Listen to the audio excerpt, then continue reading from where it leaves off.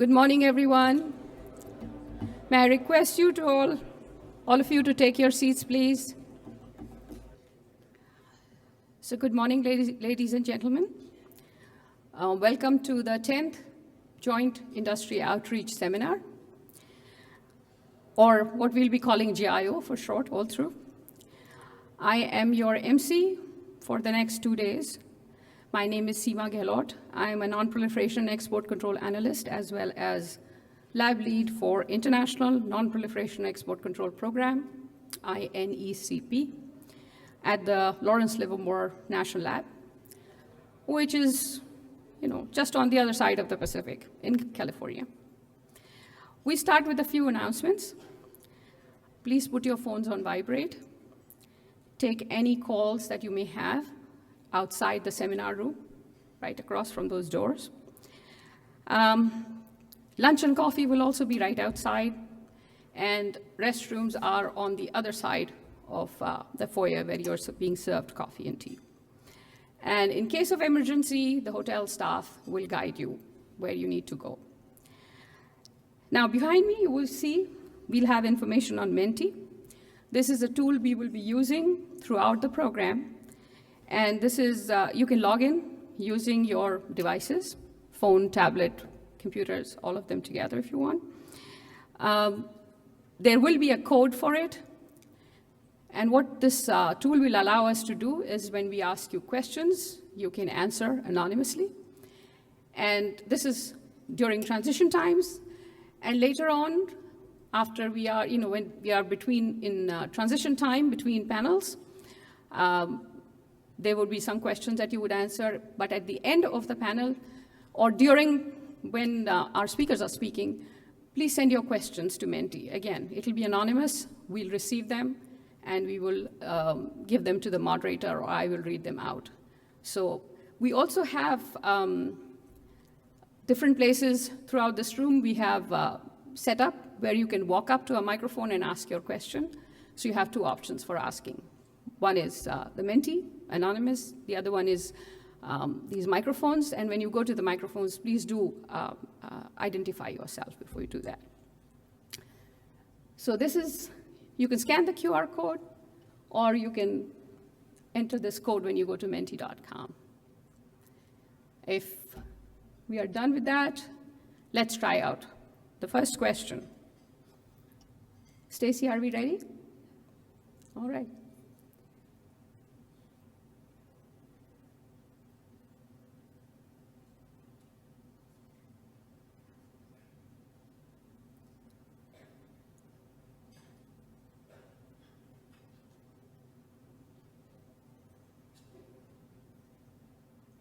Okay, so which country are you from?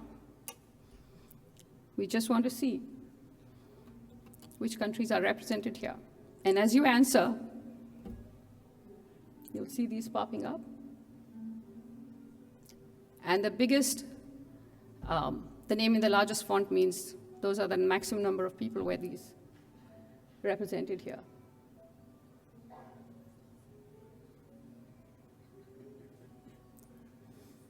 All right.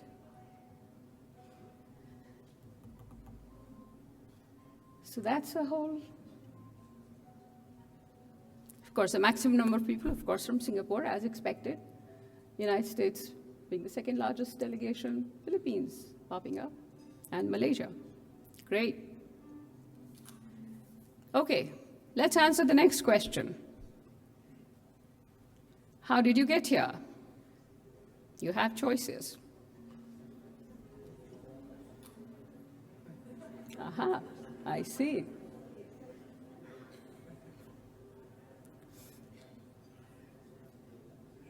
All right.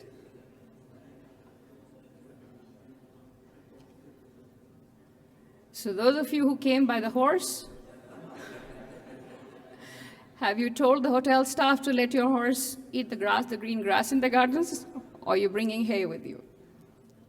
Boat is also interesting. Okay. All right, so this is how it will work. In most cases, we'll show up the answers with a little lag. So there are different kinds of questions you will see. But when you send in your questions for the panels, they'll not all show up here. okay? We will get it on our laptops, and then we will send them here. Okay, so the code that we will use for you to send your questions is going to be the same. So you don't have to switch. We will be switching our system on that side.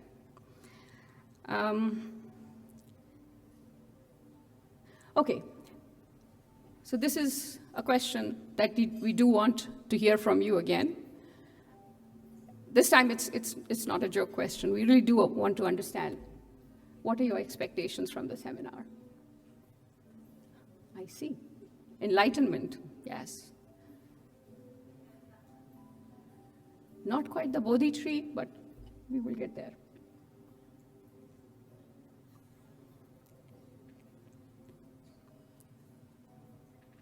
Good food. Yes, we should have our priorities. If you're going to be sitting here all day, good food, necessary. Networking. The US CHIP Act. All right, US speakers, regulators, you have your cue.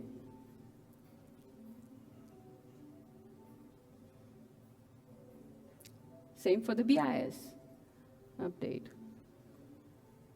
Updates on regulations. Best practices for industry.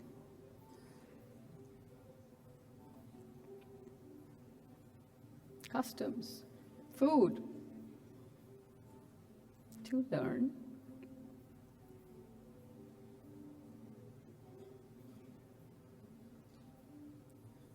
Good vibes, yes, we need that, absolutely need that. We may be talking about things we don't agree on.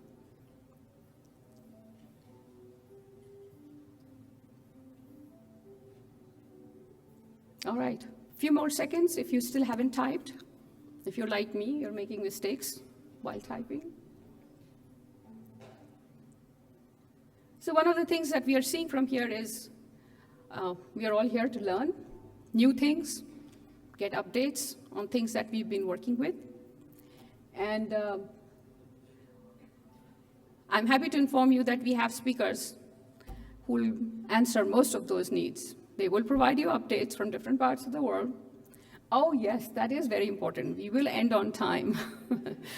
This is one of the things that I'm going to be pressing our moderators on, and we'll be a little pushy about it. We do want speakers to keep to their time, because we also want to have some time for question and answers.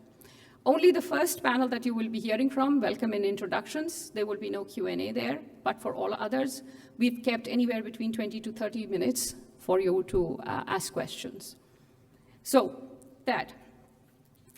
Now, I have to tell you, I do have some public speaking experience because I've been doing training and outreach for industry and governments, but the largest audience I have faced is about 200 people. So this is a little bit more than that. We have about 550 people.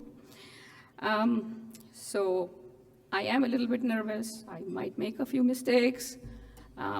So people in the back there, please don't heckle me. Also, I have to tell you, I have Liam Neeson's number on my speed dial. He will find you.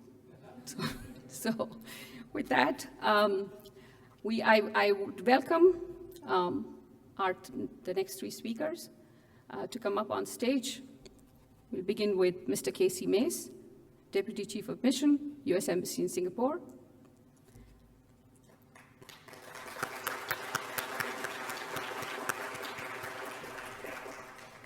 We have Mr. Katsuro Igari-san.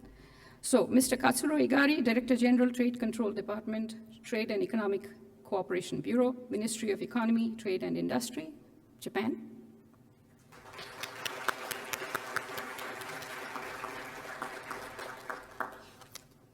And last but not the least, Mr. Lim Tek Leong, Deputy Director General, Policy and Facilitation, Singapore Customs.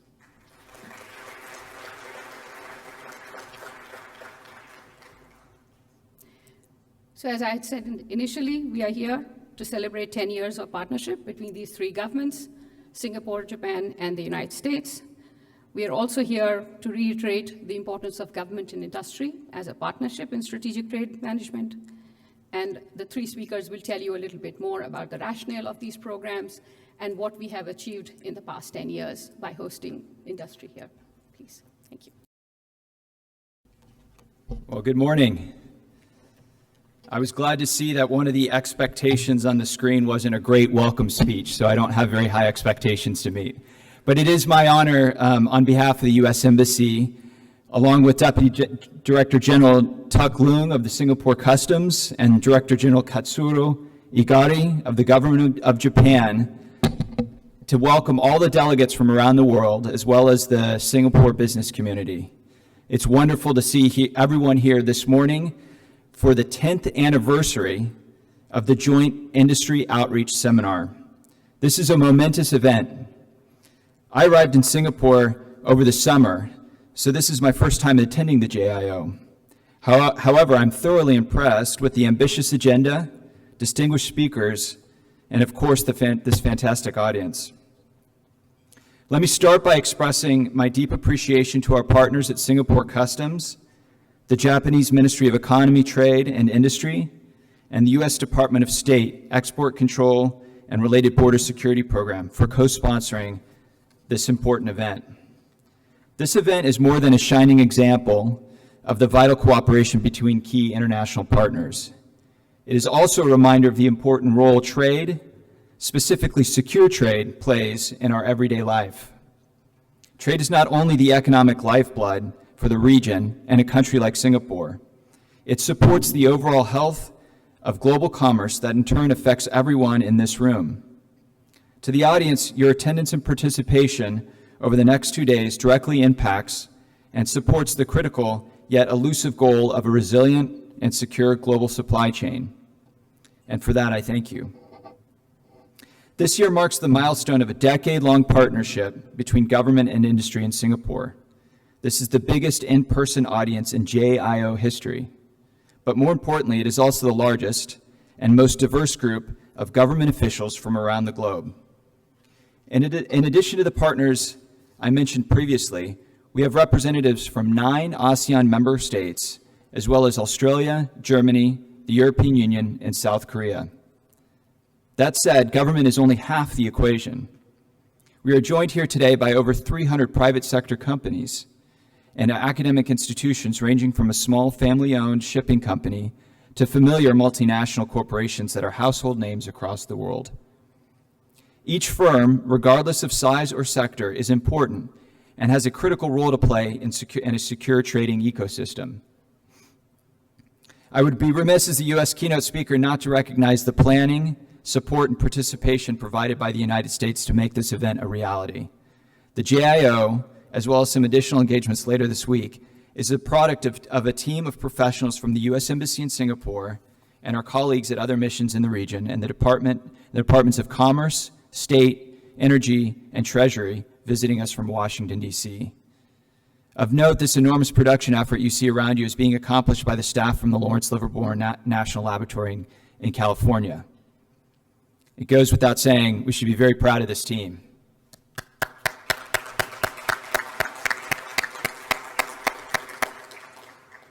Turning to more somber matters, Putin's invasion of Ukraine has shocked and outraged the world. The United States and many countries in this room responded with unprecedented export controls and sanctions on Russia. We took these actions not to harm the Russian people, but to degrade the Russian military's ability to wage war on the people of Ukraine. I'm proud to say that I share the stage this morning with representatives from Singapore and Japan who have also chosen to stand in solidarity with the people of Ukraine by imposing their own controls and sanctions on Russia.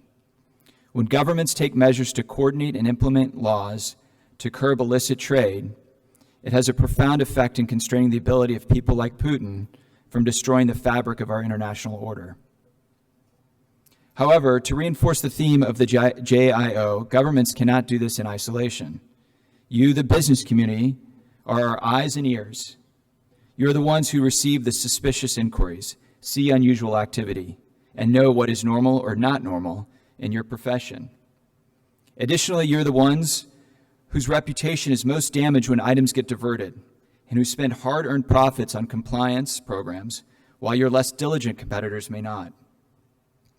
By working together on strategic trade compliance, we not only advance international peace and stability, but we also create a level playing field that ensures those who violate the laws of our nations do not profit from their illicit activities. I wish you good luck during this week, and I'm confident you will leave this event better informed and equipped with the tools to successfully navigate the ever-changing world of international trade. Thank you.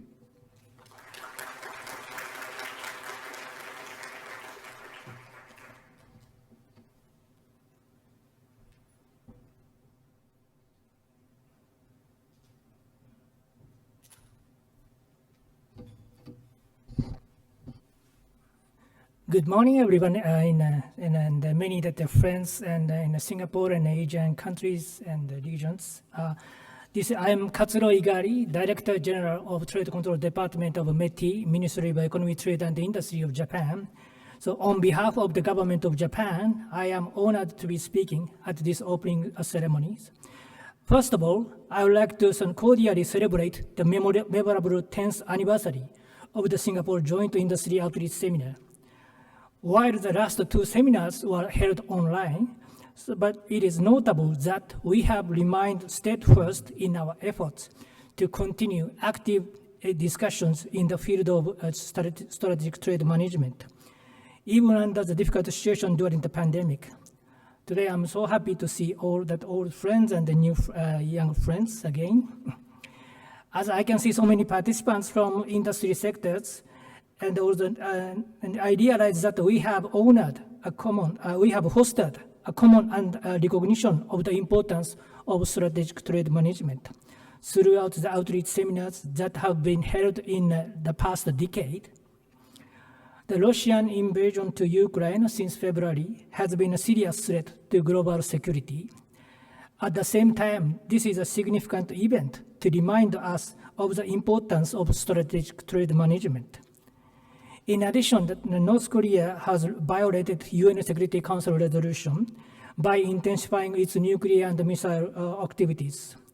So we all know that the products and technology which the private sectors develop and manufacture are to be used for the sake of prosperity of society and the economy, but never to harm innocent people.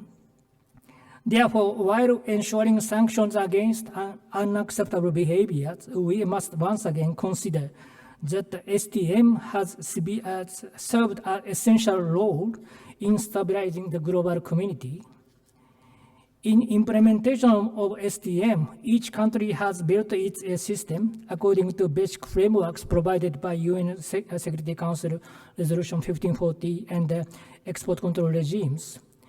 And in order for us to operate the strategic trade management effectively, a global cooperative approach is necessary. The global cooperative approach does not aim to merely design a single regulation without flexibility. Specifically, it rather aims to share risk information on end users and export destination, and to share best practice so that each country's STM efforts will bring about better outcomes. Further, a mutual sharing of information regarding how each country implements effective system is important in terms of ensuring the level playing field to address the challenges in striking a balance between economic development and trade management. The Singapore Joint Industry Out Seminar provides a great opportunity to expedite these discussions towards global cooperation. In order to attain that effective trade management, we must remember that cooperation between governments and the industry and academia is crucial. Individual exporters' activities to improve compliance program for strict and efficient system may seem low profile, but however, all efforts have value and play an indispensable role in contributing global peace and stability. The seminar scheduled today and tomorrow will provide, starting from the introduction of the strategic trade management system of each country, best practice concerning the trade management issues which companies have encountered, and also panel discussion, and then the challenge of some protecting critical technologies. I would like to encourage all participants to take advantage of the information provided at the seminar to review and upgrade your daily efforts activities. Lastly, I would like to express my sincere gratitude to the officials and the staff of Singapore Customs, as well as the U.S. government, Department of State, Department of Energy, and the Department of Commerce for your hard work and dedication in organizing this outreach seminar. I also appreciate all the participants from industries and governments who are addressing advancement of STM.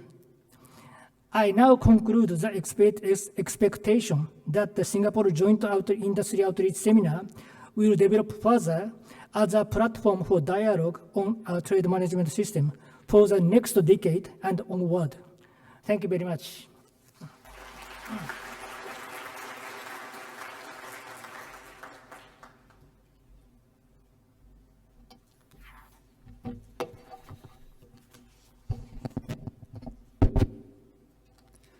Ambassador Bonnie Jenkins, Undersecretary for Arms Control and International Security, United States Department of State. Mr. Casey Mays, Deputy Chief Mission, Embassy of the United States. Mr. Igari Kasuto, Director General, Trade Control Department, Trade and Economic Cooperation Bureau, Ministry of Economic Trade and Industry of Japan. Distinguished speakers, guests, and participants, ladies and gentlemen, a very good morning. I'm Teck Leong from Singapore Customs. I probably am one of the longest participants in this event since the early days. In fact, when they told me it's the 10th, I'm not so sure it's the 10th or more than that. I'm not so sure when we start counting that, but perhaps it's as a joint event.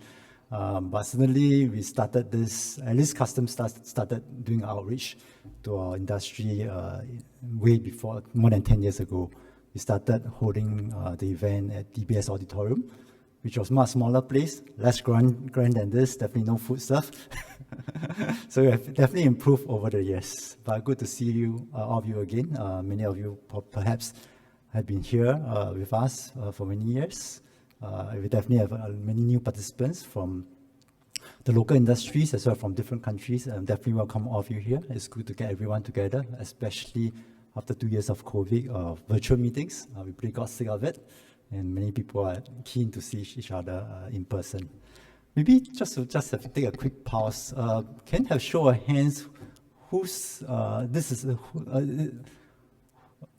here for the first time, this event? Oh, okay, probably about 1/4, 1/5. Okay. I asked that because one aim of industry outreach is to make sure that companies in Singapore aware of the Singapore regulations as well as regulations of our key strategic partners. So if you tell me that many of you are here for the first time, question is then whether the companies are aware or maybe there's a change in your company turnover. Therefore, they send you here as an individual. Then perhaps that's our first time here. But I do know there are many companies, our friends here who are familiar faces here.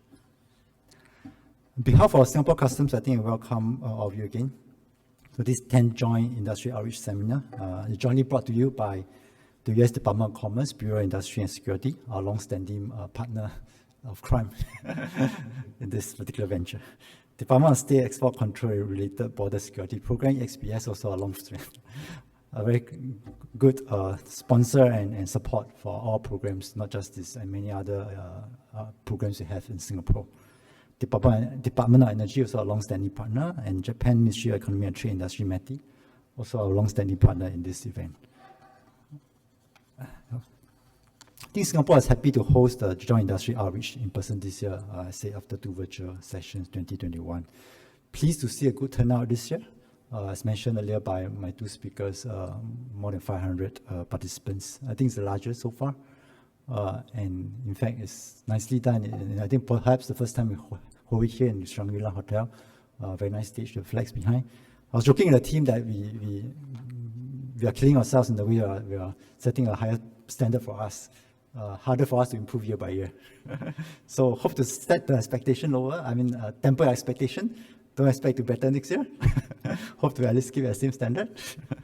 Okay. I think in terms of concerns on WMD, Singapore definitely takes the threat of proliferation of weapons of mass destruction seriously. Not just through holding this event, I think through our outreach on a company-to-company basis, and some of the workshops we hold, and sometimes our guys together with our BIs attaché, we go down. It's the end of the day to sort of raise awareness and to let you know how important you are, the industry, as well as the countries working together in this particular venture. Okay. I think amidst the evolving global security landscape, I think we need to continue to strengthen our supply chain security, to effectively curb WMD proliferation, which is one of the key threats to global security and regional stability. States that contribute to WMD proliferation as well as terrorist networks, I think they continue to seek and acquire destructive weapons in increasing novel and creative ways. To the extent that they may not just look at our export control list, but sometimes they look at things that are so-called not controlled, but potentially may be used as weapon of mass destruction. I think to such items, we also need to take particular attention. And we have always emphasized total supply chain security, because after all, trade is an international movement. And there are many stakeholders involved, not just the agencies at the import country end, the exporting country end. Along the way, when things are transshipping through the various countries, there are many countries involved. At the commercial side, you have different stakeholders involved as well, the exporters, importers, the freight forwarders, shipping lines, etc., and the banks included. It's our hope then our combined efforts, both government as well as the commercial, the industries, to provide strong resistance against attempts to threaten the international peace and security. Thus, while regulators continue to facilitate trading activities for legitimate industry use, it's vital that both regulators and industry players remain vigilant and prevent any abuse by proliferators. The current geopolitical situation adds to the complexity of total supply chain security. I'm sure all of you face that. Today we are witnessing rising tensions and hostility between certain nations. This has created uncertainties which have a ripple effect on our highly complex and globalized world trading system. It has also adversely impacted the global economy by disrupting supply chains and restricting investments and research and development. Engaging in trade today has definitely become more complicated and costly as well. And businesses have to take into account multifaceted considerations to stay compliant. Critical and emerging technologies are also changing the traditional way, language, and how we conduct international trade. Of course, it improves the way we work and communicate, but at the same time, it creates challenges in terms of controls, in terms of how you do business, in terms of how we sort of make sure that things doesn't fall in the wrong hands. So while they create significant opportunities for the company, it's also important that we understand the implications for national security. We need to ensure that the security of technology supply chains and to maintain the security of research and development in these areas. In February 2022, the White House issued an updated list of critical and emerging technologies identified as important for US national security.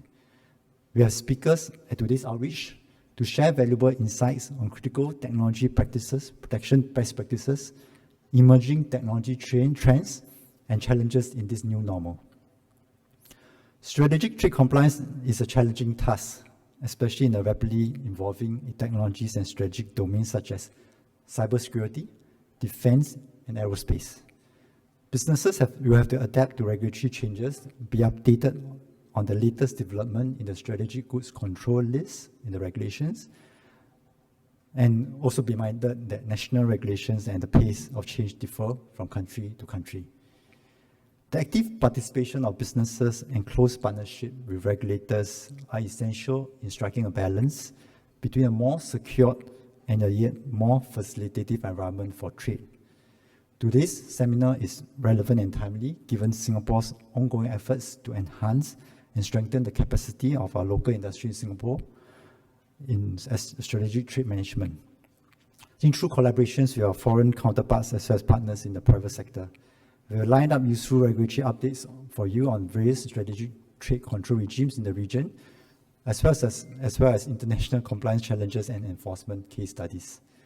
We hope this will provide greater clarity on the regulatory requirements of the countries that you may transact with and help you to adopt the necessary practices in-house to ensure that proper checks are in place when transacting intra-strategic goods.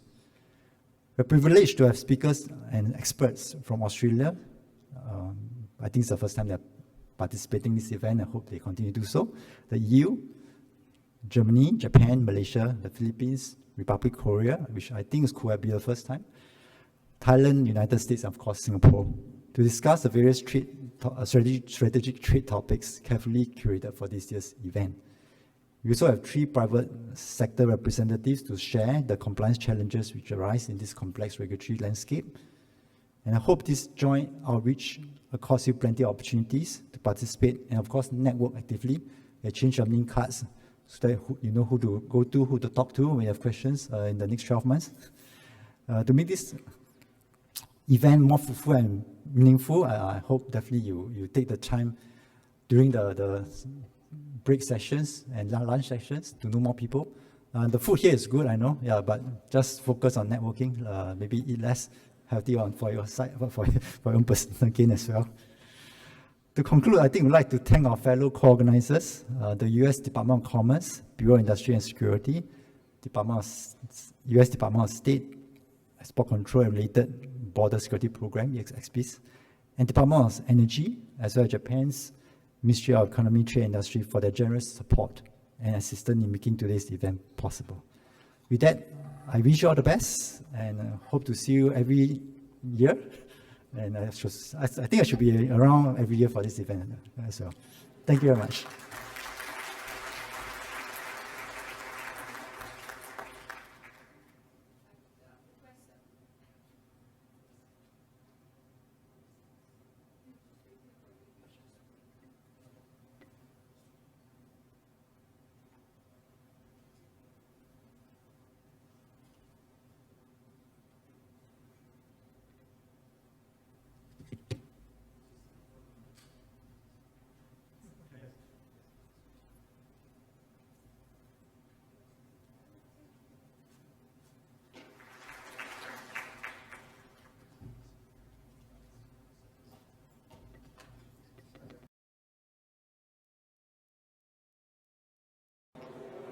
And now we begin to test you. There'll be a rapid-fire series of questions. So pick up your devices, get ready to answer. So the first question, of course, is Trade First is a program from which country? And your choices were Singapore Customs. It doesn't appear here, but I hoped it did. From Philippines, STMO, Malaysia, STS, and Singapore Customs. So we have 80 people. All of them are saying it's Singapore Customs.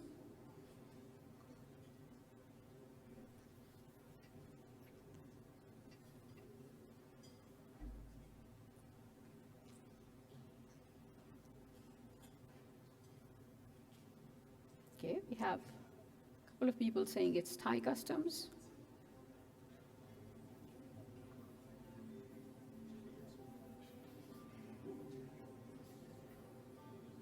All right, there seems to be near unanimity here.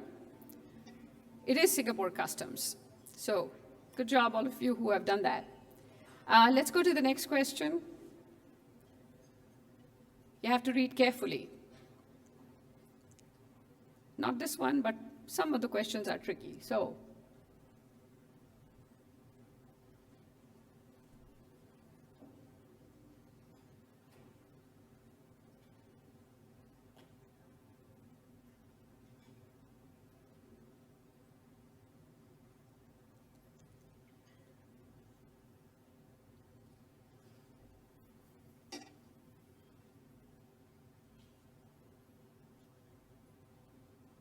right, in this case, the majority is right.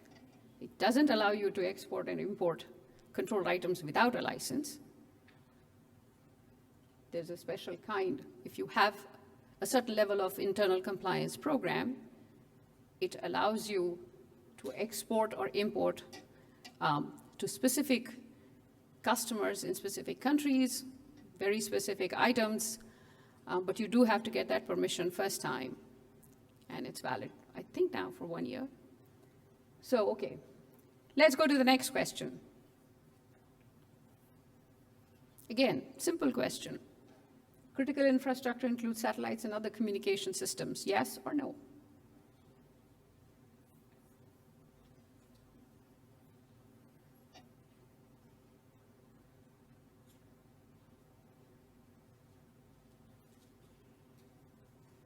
I hope our experts in the room are also answering. All right. Yes, again, it does include that. In fact, it's one of those infrastructures that governments are really concerned about. Because how the bad actors in the international environment are getting better at it, in circumventing all kinds of security protocols that we have on our online systems. Next question, please. So, what does AIS stand for?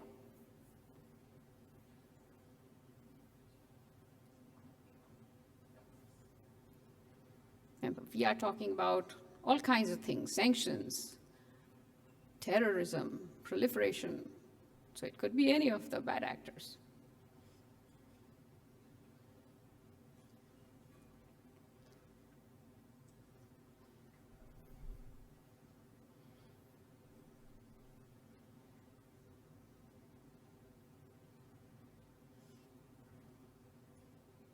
Okay, it is automatic identification system. This is for ships and vessels. They're supposed to be continuously transmitting it to give their locational data.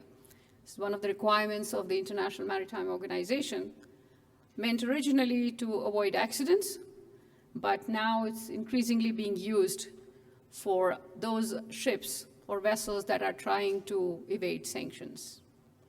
So engage in transfers that have been banned by the international community. Next one. So, what is this gun famous for? It can see around corners. It's really sophisticated. I believe the Israeli government has been testing one of those. It was printed with 3D technology. And of course, my favorite, it was used by Liam Neeson in Taken 5. Those of you who have been following that entire series of movies, when bad things happen to his family.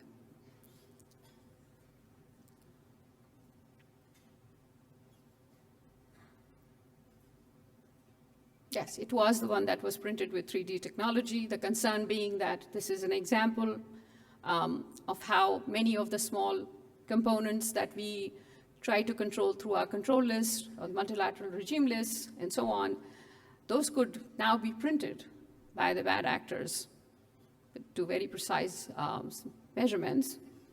And so they don't need to trade in them. They need those 3D digital printers at home, and they could be printing these out. It doesn't go through a licensing process at all, and we won't know who's able to do that. So that affects the efficacy of our strategic trade control systems. Next one, please. So what is the topmost concern about the export of surveillance technology? This is an open-ended question. You can type in your answers and they'll start appearing here.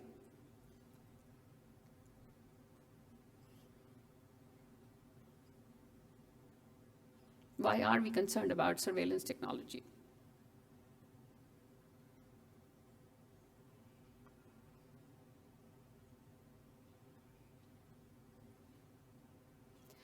When I say concern, the concern is that it will get into the wrong hands. So that does go without saying.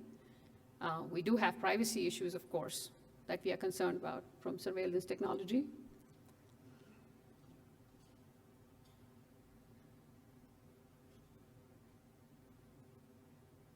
Yeah, security breaches, definitely. Locational information about critical people, critical facilities, yes, that comes through. Terrorists have been using it. But one of the major concerns that it has come up in recent times is surveilling certain groups of people within a country, leading to human rights violation, tracking them, dissidents, for instance, and so on. So that's, the human rights abuse is one of the major concerns regulations about selling surveillance technologies to certain actors is definitely prohibited under US regulation and many other countries as well. All right, so next one. Checking your knowledge. What does OFAC do?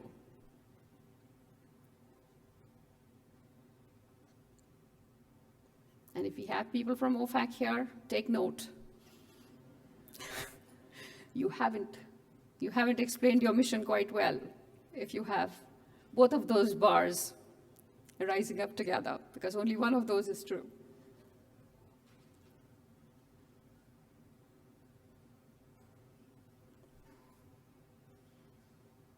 Yes, we definitely need some work by OFAC here. They do not actually control the foreign assets of the United States. They target foreign assets of other countries who are under sanctions. So they publish a specially designated nationals list of the bad actors they're tracking. And they also provide guidance on how to freeze the assets of those bad guys and so on. So yeah, they're not managing foreign assets. All right, so with that, I think all of you have done quite well. We do also understand what the concerns are about different kinds of things. What are the things that we are interested in? We already heard about. So now I will invite our panel on Southeast Asia regulatory updates to come here. And while they're taking their seat, I have to tell you, one of the most heartening things for me to see, I've been tracking and working with Southeast Asia for a very long time. It's really good to see good friends here on the stage. Been working these issues for many, many years. We started with Singapore, of course, with the SGCA. And for many years, Singapore was the only country that had SDCs.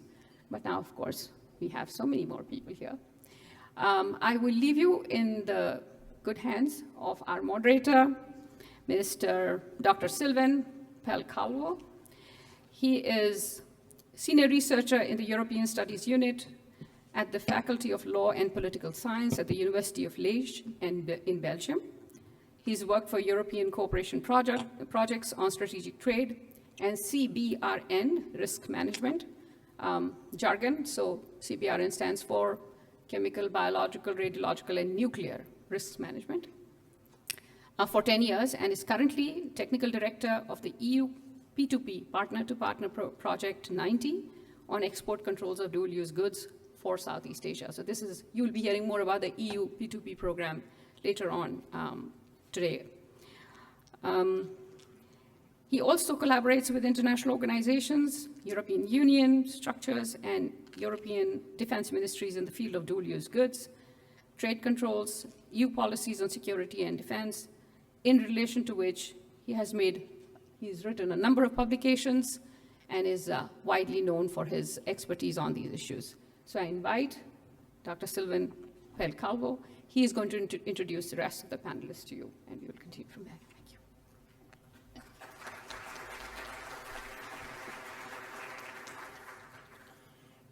Warm thanks, Seema. Ladies, gentlemen, dear colleagues, very good morning. So my name is indeed Seema Pelcalvo, and I'm also senior researcher at the University of Liège and technical director of the EU P2P partner project on dual-use goods, export control for Southeast Asia.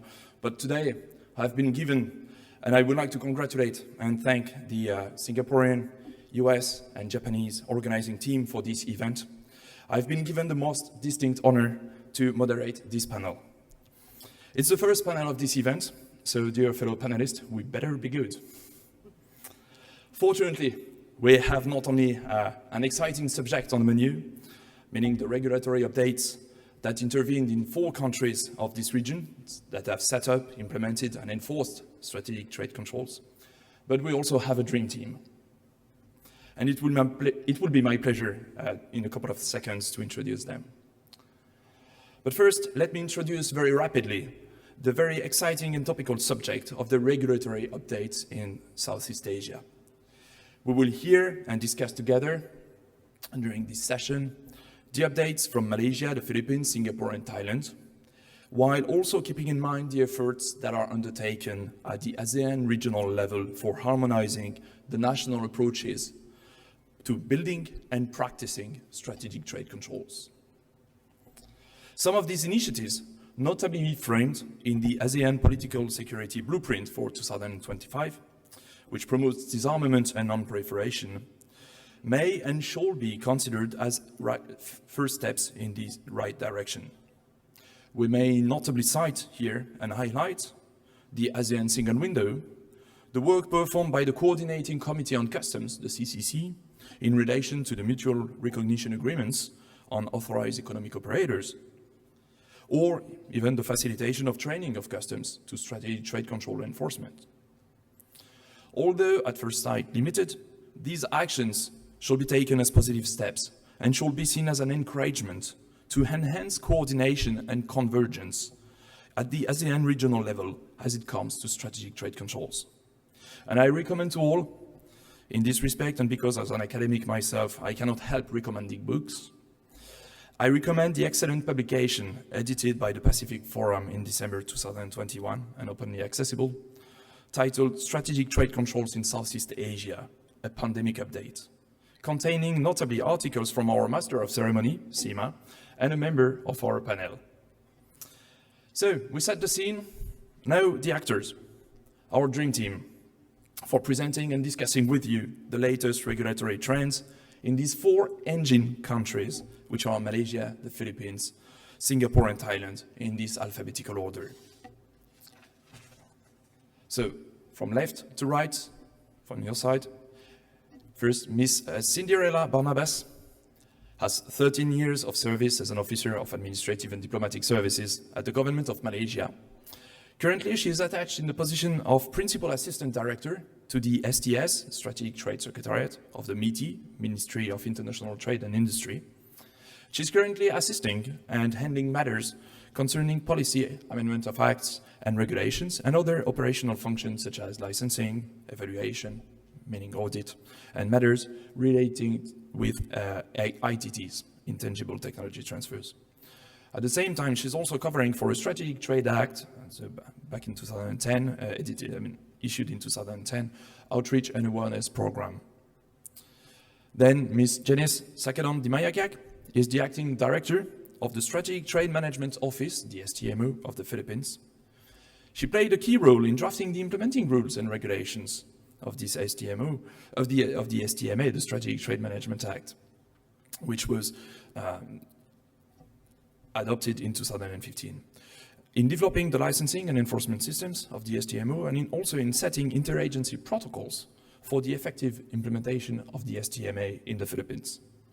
She serves as a technical and legal expert in various non-proliferation and disarmament issues, including the recent ratification by the Philippines of the Arms Trade Treaty in January 2022.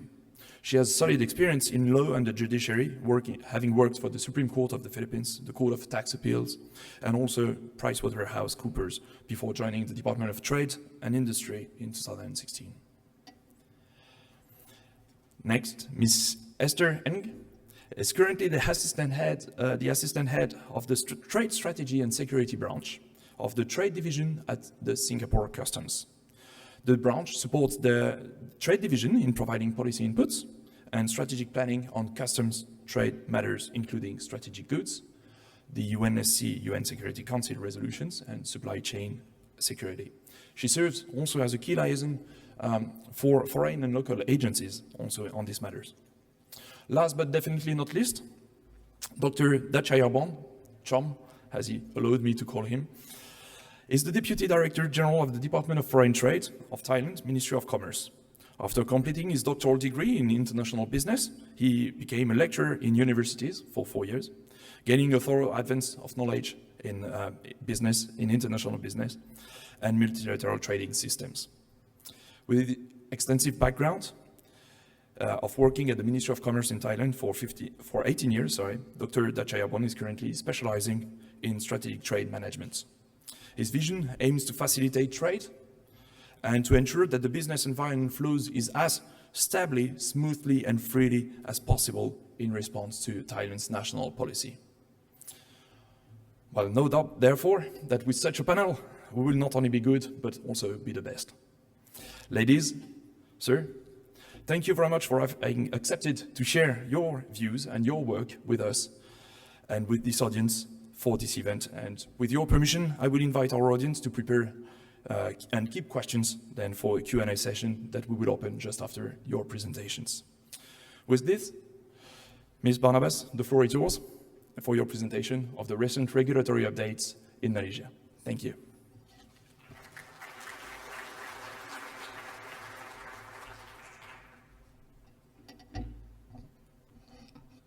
Thank you, Sylvan. A very good morning to all.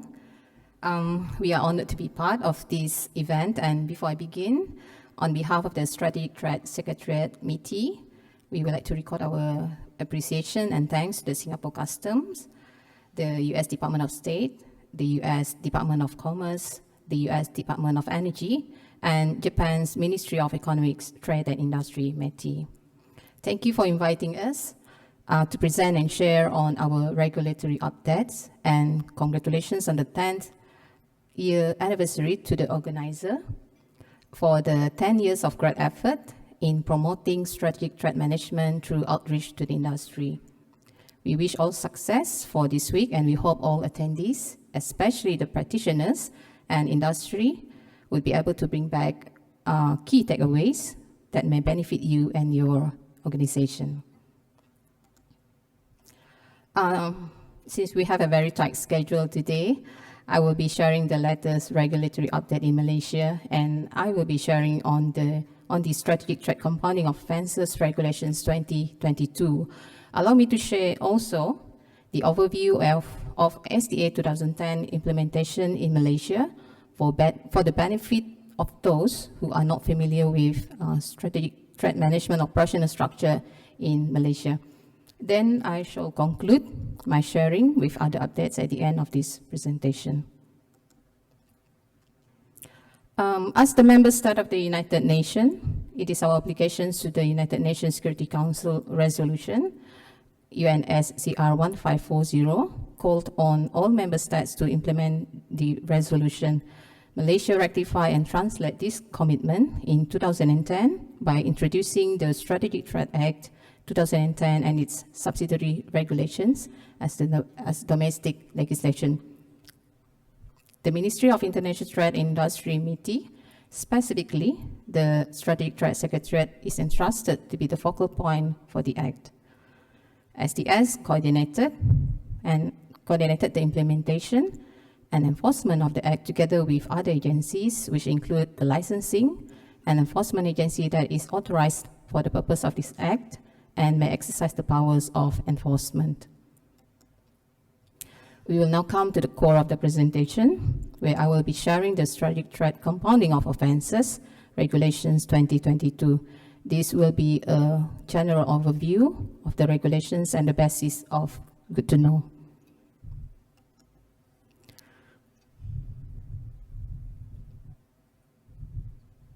So, the introduction of the new regulations provide an alternative to criminal offences provided under the SDA 2010.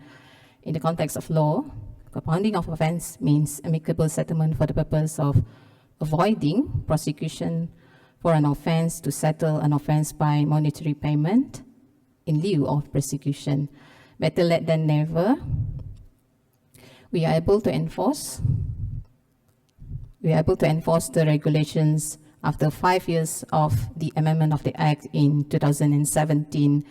There were several engagements with the stakeholders, industry, and relevant agencies prior to that, and which include the process of good regulatory practice, regulatory impact analysis that enable the policymaker to introduce and improve regulatory structure, particularly SDA 2010.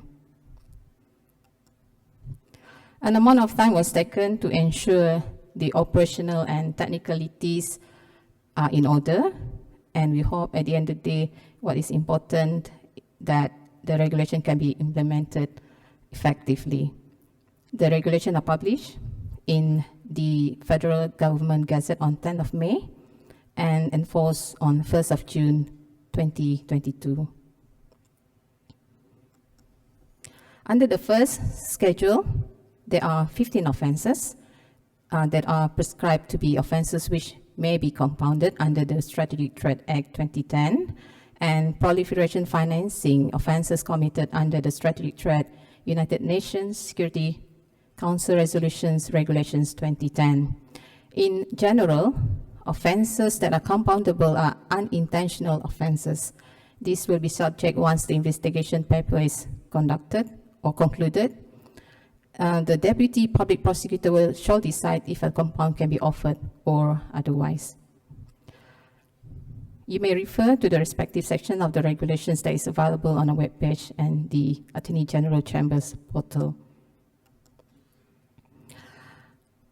Following the introductions of the regulations, any person handling strategic goods who commits an offense unintentionally may be imposed on monetary penalties not exceeding 50% of the maximum fine for the offenses. For example, under the Act, the penalty for export without permit will land an individual 5 million ringgit Malaysia, and if it's found upon investigation that the act is unintentional, the Deputy Public Prosecutor may consider a compoundable 50% maximum of the penalty amount.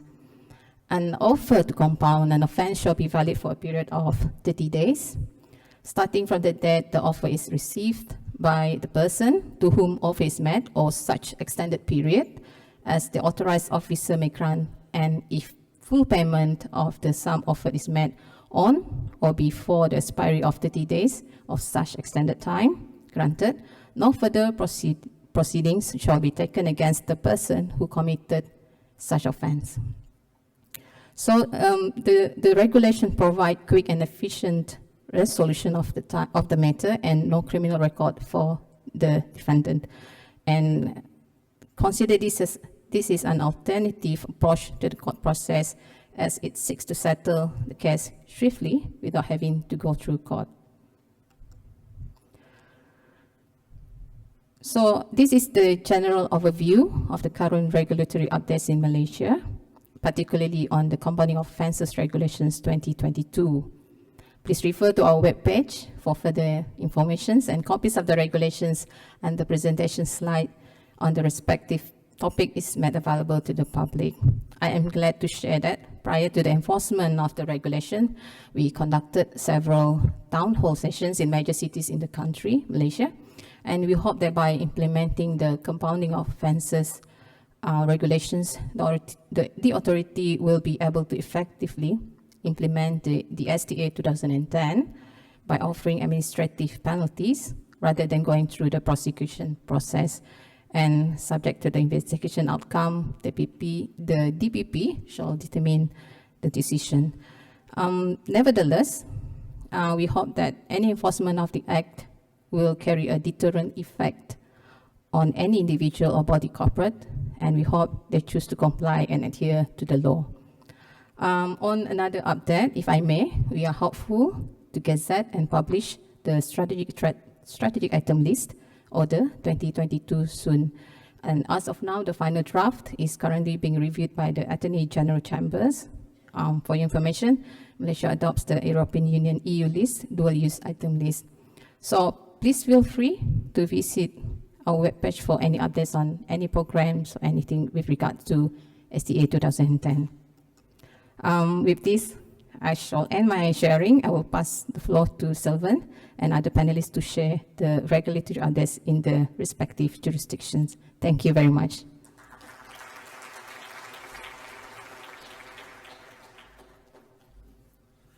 Thank you very much, Ms. Barnabas, for these updates of the in the Malaysian system and Malaysian framework. Now I would like to invite Ms. Janice Sakanan-Dimayakiak for presenting the updates from the Philippine side. Janice.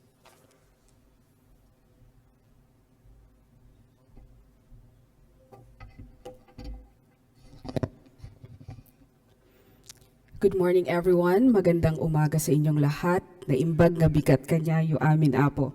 On behalf of my principals from the Department of Trade and Industry and my colleagues from the STMO, I would like to thank the U.S. Department of State, the U.S. Department of Energy, the U.S. Department of Commerce, Singapore Customs, Japan METI for inviting our office and giving us the opportunity to provide regulatory updates on the STMA. We'd also like to congratulate our partners and friends from the Singapore Customs on their 10th JIO. My presentation for today will focus on the following topics: a brief overview of the key accomplishments of the STMO, our recently issued guidelines, general authorizations on export of certain strategic goods bound to certain destinations, interagency coordination on trade facilitation, enforcement, risk assessment, and technical reachback, next steps for 2023 and beyond. Allow me then to start my presentation. The Philippines has been recognized as one of the most improved countries in implementing strategic trade in the 2021 Peddling Peril Index. In addition to that, the Philippines exported $4.5 billion worth of strategic goods in 2021, with the U.S. as its largest trading partner. Information security systems, equipment, and components accounted for 98% of the overall export value, while semiconductors and integrated circuits accounted for the remaining 2%. This figure also covers $650,000 worth of new investments in intangible transfers of technology. I'm also pleased to inform you that the Philippines ratified the Arms Trade Treaty in March of this year, and the treaty took effect for the Philippines in June. In terms of licensing, there are currently 59 STMO registered companies and 41 authorizations issued. Out of the 41 authorizations, 29 are individual authorizations and 12 are global authorizations. The STMO has also successfully conducted industry outreach for over 500 companies in the Philippines to ensure that our industry stakeholders are informed of the STMA, our guidelines, and their obligations under it. As a result also of our partnership with the Bureau of Customs, the STMO received over 200 technical reachback requests for potentially strategic shipments as of August this year.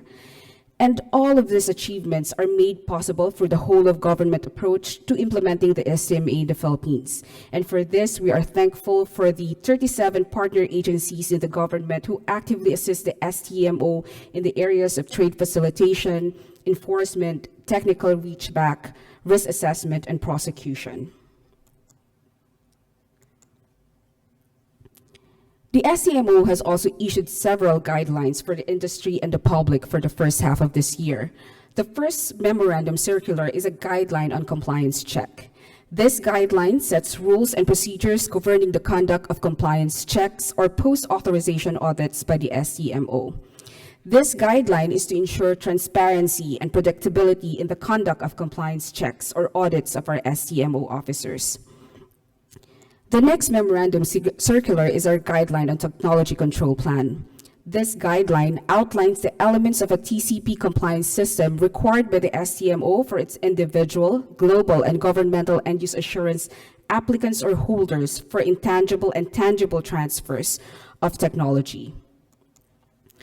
The next memorandum circular is our amended circular or guideline on non-strategic goods certificate. This guideline repeals the previously issued circular on NSGC, which we issued in 2020.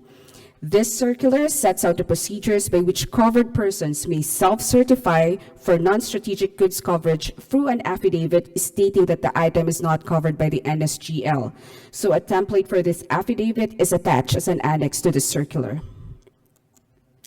The next circular is our amended guideline on export clearance. This guideline outlines and provides examples regarding the requirements and procedures for the declaration, clearance, and documentation of strategic exports in our Customs E2M system and our PEZA's AEDS.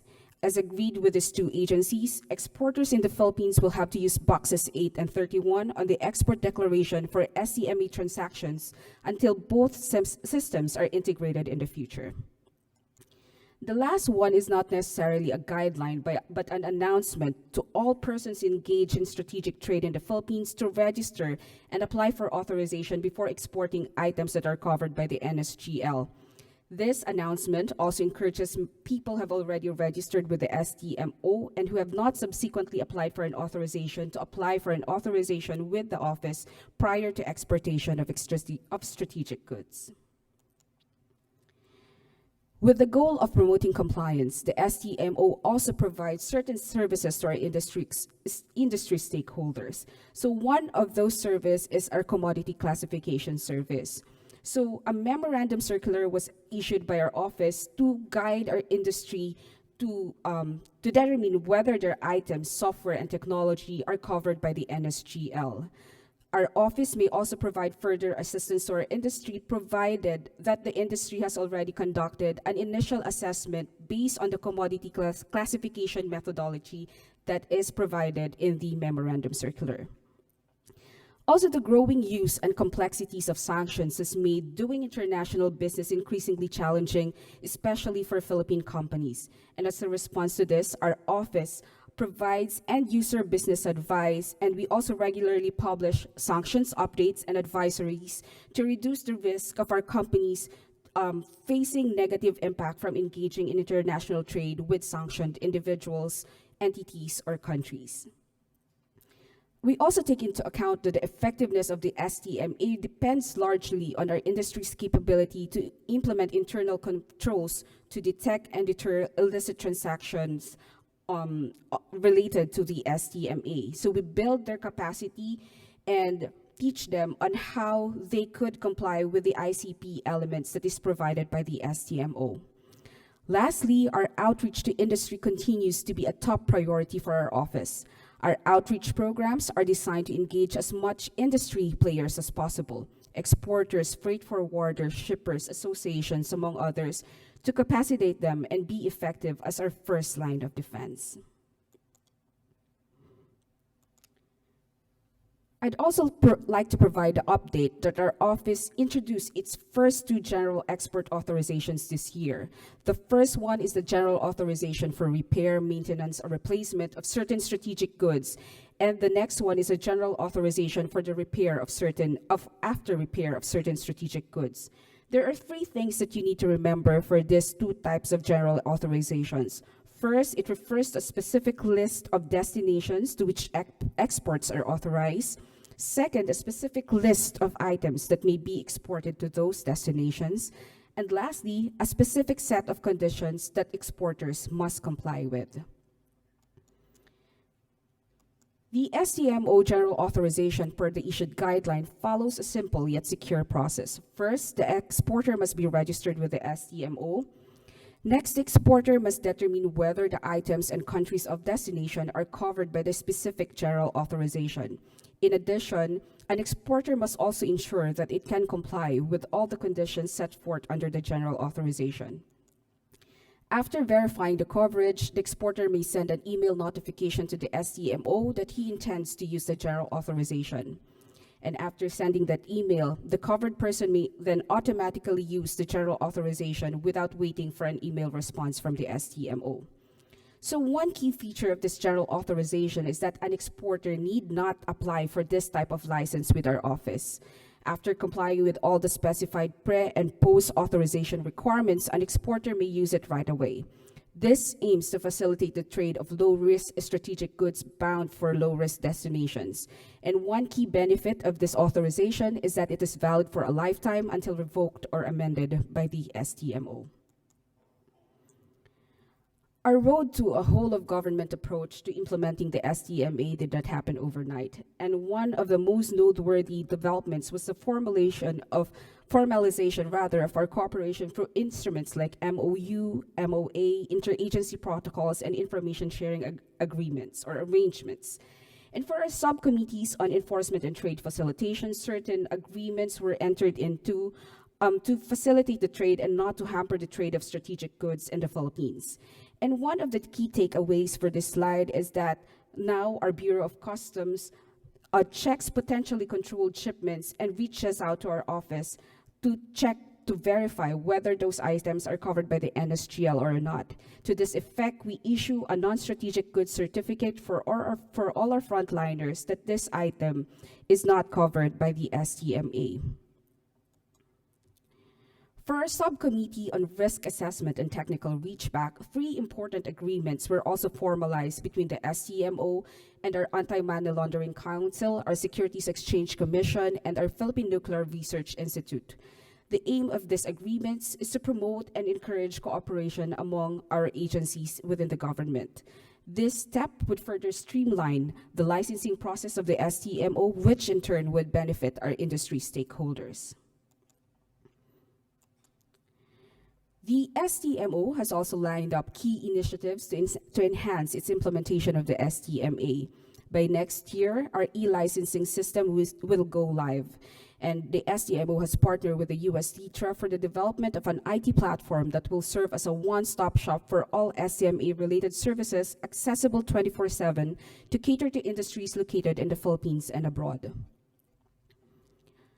Also, transit and transshipment are the next activities to be regulated under the phased implementation of the STMA. To assist our industry stakeholders, our STMO officers are now benchmarking with other countries, checking their best practices, and drafting the guidelines on transit and transshipment. And once those guidelines are drafted, then we will reach out through a town hall meeting with our industry stakeholders to get their inputs and recommendations. Once those inputs and recommendations are integrated, that guideline will be issued prior to the implementation of the transit and transshipment activity. To further enhance its implementation to counter proliferation financing, the STMO also aims to build a national framework for capacity building initiatives and continuous partnerships with relevant agencies such as our Anti-Money Laundering Council. So a bill will be drafted and will be proposed to the next Congress.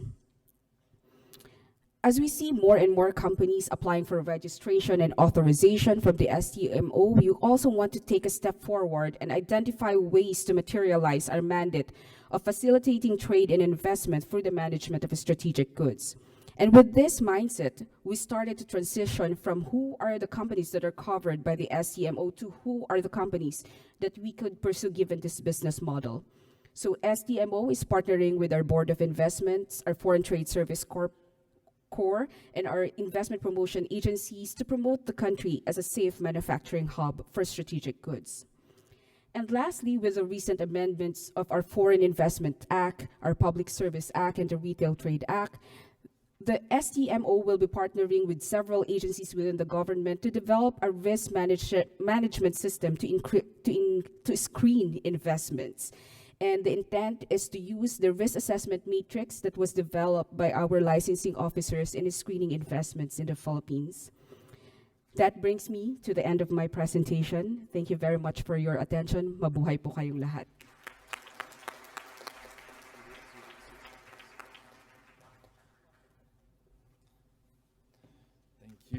Thank you very much, Ms. Sakanan Dimayakak, for reporting on this not only regulatory updates, because of course you could see that from an operator's point of view, from the industry's point of view, I mean, the last year has been very rich, obviously in not only in the Philippines, but also in Malaysia, but also not only from a regulatory, purely legally binding view, but also from the practical view, also from the, also that you highlighted, the services and all the practices that the STMO can notably make available to the operators in order to facilitate the business.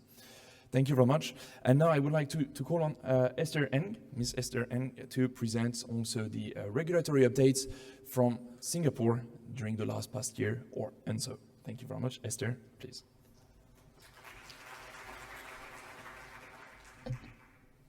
Hi, good morning. I'm Esther Ng from Singapore Customs. Today I'll be sharing with you the updates on the Singapore Strategic Trade Controls. I'll begin today's presentation with updates to the Strategic Goods Control Order, expansion of the transshipment and transit lists, and the export control measures to Russia. This slide shows the main act and various subsidiary legislations governing the strategic goods control regime in Singapore. Supporting the SGCA are 3 subsidiary legislations which set out the operational and technical details of the main act.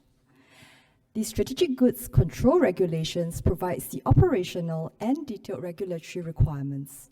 In this reg, we have the 4th and 5th schedules, which list the strategic goods for which a permit will be required if they are respectively transshipped and brought in transit through Singapore, regardless of their duration in the free trade zone. In the middle, we have the Strategic Goods Control Order, which lists the controlled strategic goods and technology, which is reviewed yearly to be in line with international standards. And then we have the Strategic Goods Control Brokering Order, which lists the items for which a registration with customs is required before brokering of these items can be carried out. Updates have been made to the Strategic Goods Control Regulations and Strategic Goods Control Order, which I'll elaborate in my next few slides.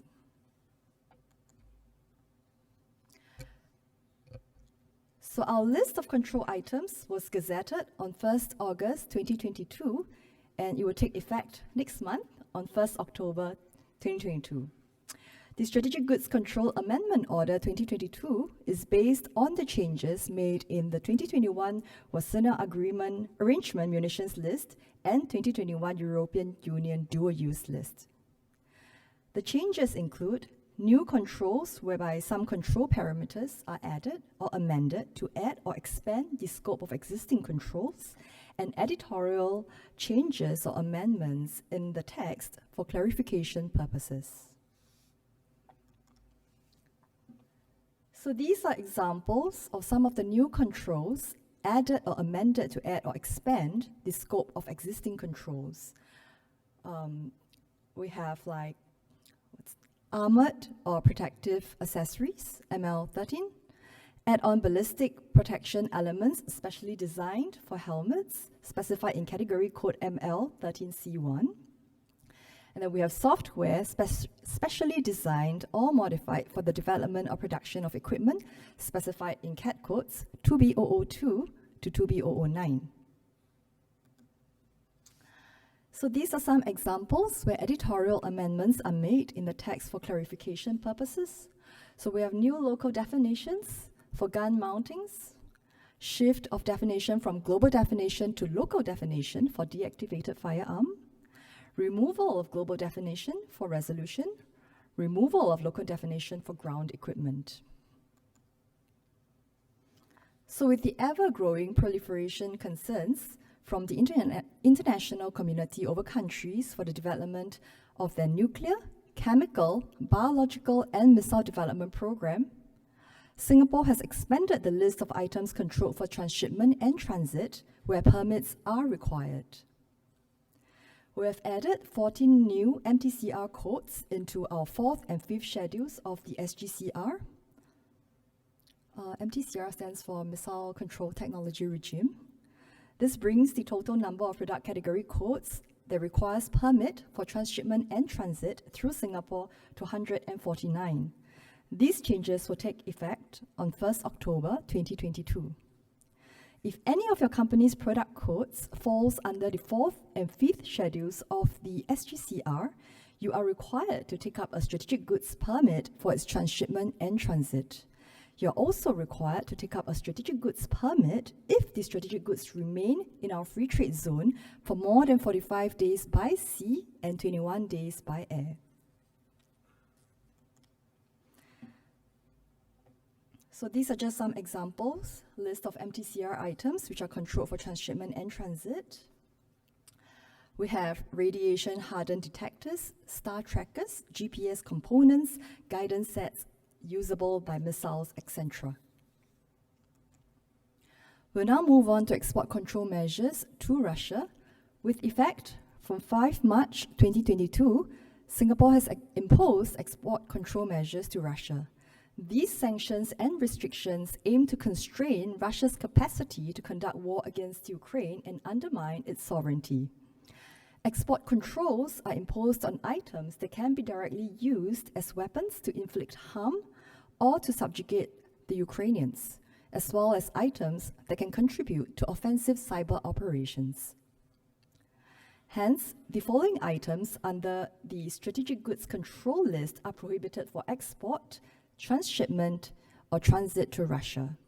We have all items under the list of military goods, ML, all dual-use items under Cat 3, electronics, all dual-use items under Cat 4 computers, as well as Cat 5, telecommunications and information security.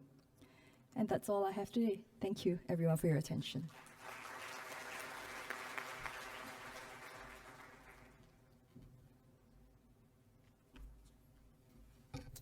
Thank you very much, Ms. Eng, for these regulatory updates of Singapore, and notably also that was presented also by Ms. Barnabas, also from Malaysia. Updates of the list. This is also very important, and not only one list, not the single list, but also the transit transshipment list with the addition of also other items. So this is must be kept also into account. Now I will pass to our last panelist for today, last but not least, Dr. Chom, for presenting the regulatory updates in Thailand during this last 2002 very rich year, I presume. Dr. Chom, floor is yours.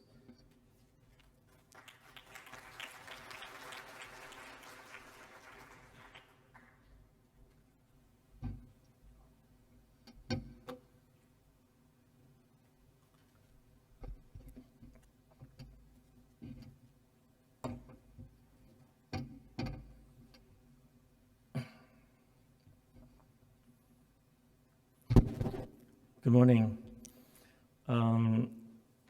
It's a long name and very difficult to pronounce. My name is Thatchayapun Pimonte, Deputy Director General of the Department of Foreign Trade, Ministry of Commerce, Thailand. First of all, I would like to humbly say that I feel very honored to receive an opportunity to give a presentation at the 10th Joint Industry Outreach Seminar on the strategic trade management today. The significant topic that I will go through in the presentation today would be concerning Thailand dual-use item regulatory updates on our continuous outreach program known as the Internal Compliance Program, or ICP. Back in the year 2018, I attended the 25th ASEAN Export Control Seminar in Tokyo, Japan on February 28. The seminar focused on the topic of the core mechanism of strengthening the export control systems, which gave me an opportunity to present about the preparation of the SS code list in accordance with the ministerial notification on the management on dual-use items, where the exporters are obliged to get the license and the certification before exporting dual-use items, and the preparation of the ICP with its program that is intended to provide knowledge and better understanding for all sectors that is related to the DUI industry. At that time, I acknowledged and understood that there might be some question arising from some country as to why Thailand decided to use the SS code as a method to classify the DUI. The answer is that we have an intention to create correlation table which will support the organization matching the DUI code and the SS code of their export items to make the classification become more precise and accurate. The reasons why the company should. Therefore, we can help facilitate our organization who want to identify and classify whether their export items are related to DUI or not. The reason for the enactment of ministerial notification is due to the United Nations Security Council issuance of the resolution of United Nations Security Council number 1540 on April 28, requesting member states to establish domestic measures to prevent the proliferation of the WMD, including appropriate laws and regulations to control export, transit, transshipment, and re-export, as well as establishing end-use controls. However, this ministerial notification has been cancelled and replaced by the control of the item in relation to the proliferation of weapons of mass destruction 2019, or as you know, TCWMD Act came into force on the 1st January 2020, which I will show you on the next slide. The TCWMD Act has the power to control all the related activities, namely export, re-export, transit, transshipment, brokering, and intangible items. The reason why we enacted the Act is because the laws governing the methods at that time are inadequate for a complete implementation of such legislation. In that respect, it is necessary that this Act be enacted with the consist of the 6 chapters and 32 sections as seen on the slides. With this TCWMD Act, we have a power to implement various types of measure in the future as well. The TCWMD Act has power to impose 3 key measures: licensing, self-certification, and other measures such as the catch-all control. Even though Thailand acknowledged the fact that licensing measure is one of the internationally well-known and effective measure for many countries, implementing this type of measure might not be suitable for the country at the moment. Therefore, it is necessary that the government agency help reduce the cost of operation of organization and support the organization during the difficult time.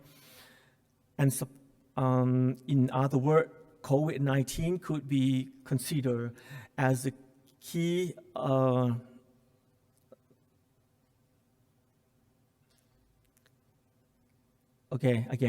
in other words, the COVID-19 could be considered as a very reason that has pushed Thailand to implement the Thailand catch-all control or the CAC measure as a new export control measure. And with the support of the ICP, the catch-all control measure became more comprehensive. As a reason, the catch-all control and the ICP measure would be a better way for the country. These 2 measures have come into force under ministerial notification and the notification of DFT relatively, and they have been effective since last year.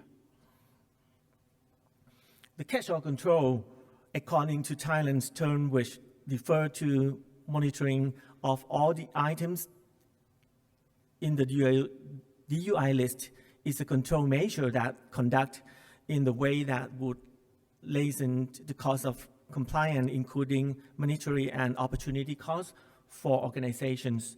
The measure will be implemented when the government agency inform the Department of Foreign Trade or the DFT on the condition that it is a concern or suspicion regarding to activity of the items that could be related to the preparation of the WMD.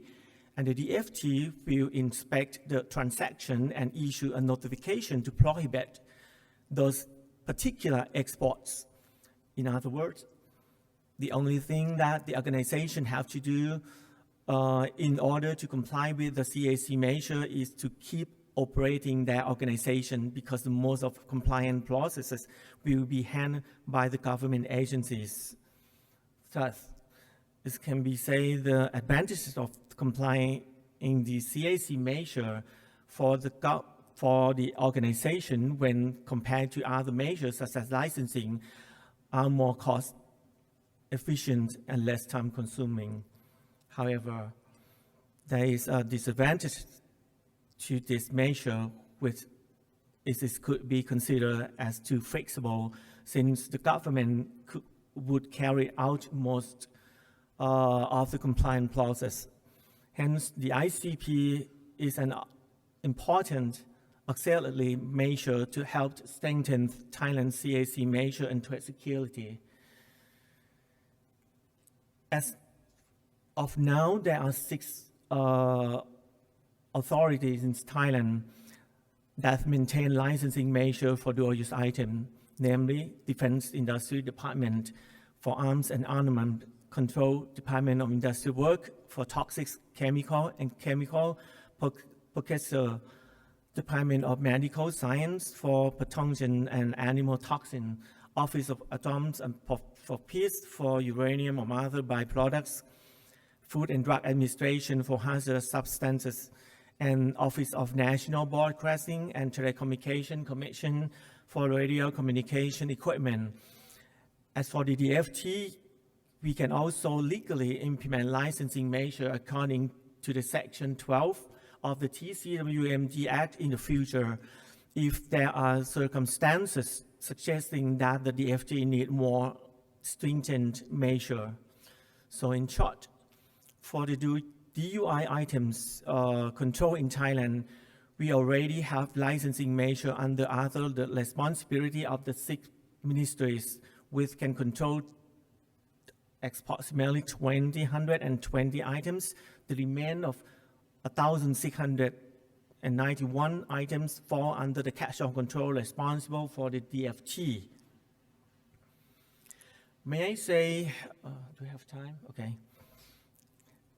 There are 4 pillars, including licensing system, list enforcement, and outreach, which could effectively control trading of dual-use items. What we will be focusing on these 4 elements in the outreach, allowing individuals to gain the knowledge about the export control, and so-called the outreach is the way of grooming people to be disciplined. That why Thailand is emphasizing on having the ICP in-house training to generate awareness for people to regulate themselves. With a strong sense of the self-discipline through the pillar of the outreach, where the organization are fully aware of their duty to comply with the UNSCR 1540, the other 3 elements of controlling might not be as necessary as they are today. Thus, enterprise outreach is the most essential pillar of effective strategic trade control, with Thailand put this a necessary aspect. For this reason, the ICP acts as a key role to support its CAC measure, since we have relatively strong, efficient ICP system with the 3 levels of classification. To classify the level of organization ability with the ICP measure as follows. Basic level is granted to an organization with the ICP that satisfy at least 2 of 6 main criteria. Intermediate level for the list 4 of 6 criteria, and the total level for the ICP with all the 6 criteria satisfied. The ICP notification contains 6 main criteria, namely prescription of the responsibility and designation of the management. Second, qualification of end user and end user. The third one is the training and the documentation and the maintenance. The fifth is inspection and improvement, and the last one is reporting. After the organization show that they are able to comply with the ICP measure, they will receive a certificate which can be used as a guarantee to their trading partners that their company do not export items that are related to DUI that could lead to proliferation of the WMD. This slide shows how we measure the organization into 4 categories. The first scenario is the organization without the ICP. These types of the organization, we consider them, let's say, dangerous and risky for the WMD proliferation. The second scenario is the organization where their headquarters have the ICP, but the organization in Thailand do not register for the Thai ICP in the future. If this organization that fall under the 2 types are notified by the DFT with a catch-all measure, DFT will take more time to investigate the case and might implement the licensing measure in the future under the particular DUI. The third and the fourth scenario in yellow and the green section are the organization registration and attending the ICP program of in-house and network, and also applying for the ICP evaluation. The benefit for this organization room joining the program is that if they are notified by the DFT about their transaction, it will take less time to investigate, and the FT will remain using the outage measure in parallel with the CAC continuously. Since 2019, the FT has been conducting the consecutive project to support and to push forward organization in Thailand, both in private and public sector, to process with the ICP by holding the workshop and providing space for organization with the similar industry, to share and exchange knowledge as well as experiences in foreign in the ICP criterion practice. The two projects will have been held simultaneously, called the ICP in-house for people in the organization that is at a starting point on building up an ICP for the ICP network for the people who can advise others joining in the ICP in-house.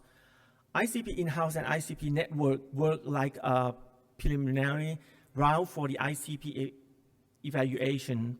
It should be noted that the organization can apply for the ICP certification with the condition of joining the two projects beforehand. However, people who has participated in the project will surely have some leverages in the form of the knowledge and experiences.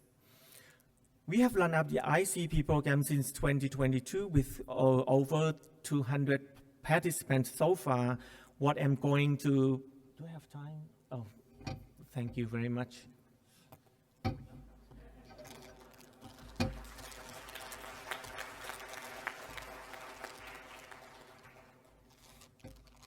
If you give me more 2 minutes, I will show you the key one.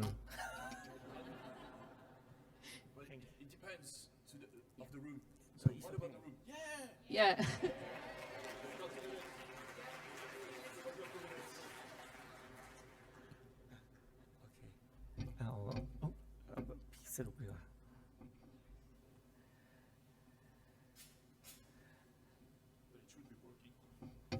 It's okay.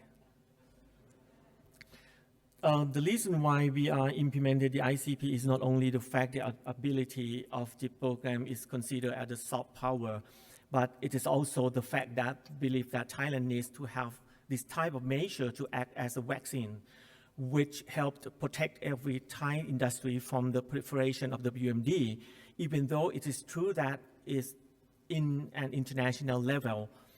In order to obtain license or bulk license for the UI exportation, the organization needs to have the ICP in their working system. Thailand believes otherwise and sees the licensing method as a method that decides this insensitive industry that are not related to exportation of DUI to help Thailand develop trade security. Accordingly, this leads us to believe that the ICP should be an open field for every country, every industry, in every level, whether they are big or small organizations, to learn about the process and have the ICP that's certified by the FT in their working system, no matter they are in the government agency, industrial, logistic, academic sector, and this will help Thailand develop trade security faster, since every industry would have a similar level of acknowledgement in ICP, be able to work together. However, once the mechanism of the CAC measure can target in particular DUI that related to WMD, the FT will consider applying the licensing measure to control that specific DUI. Thank you very much.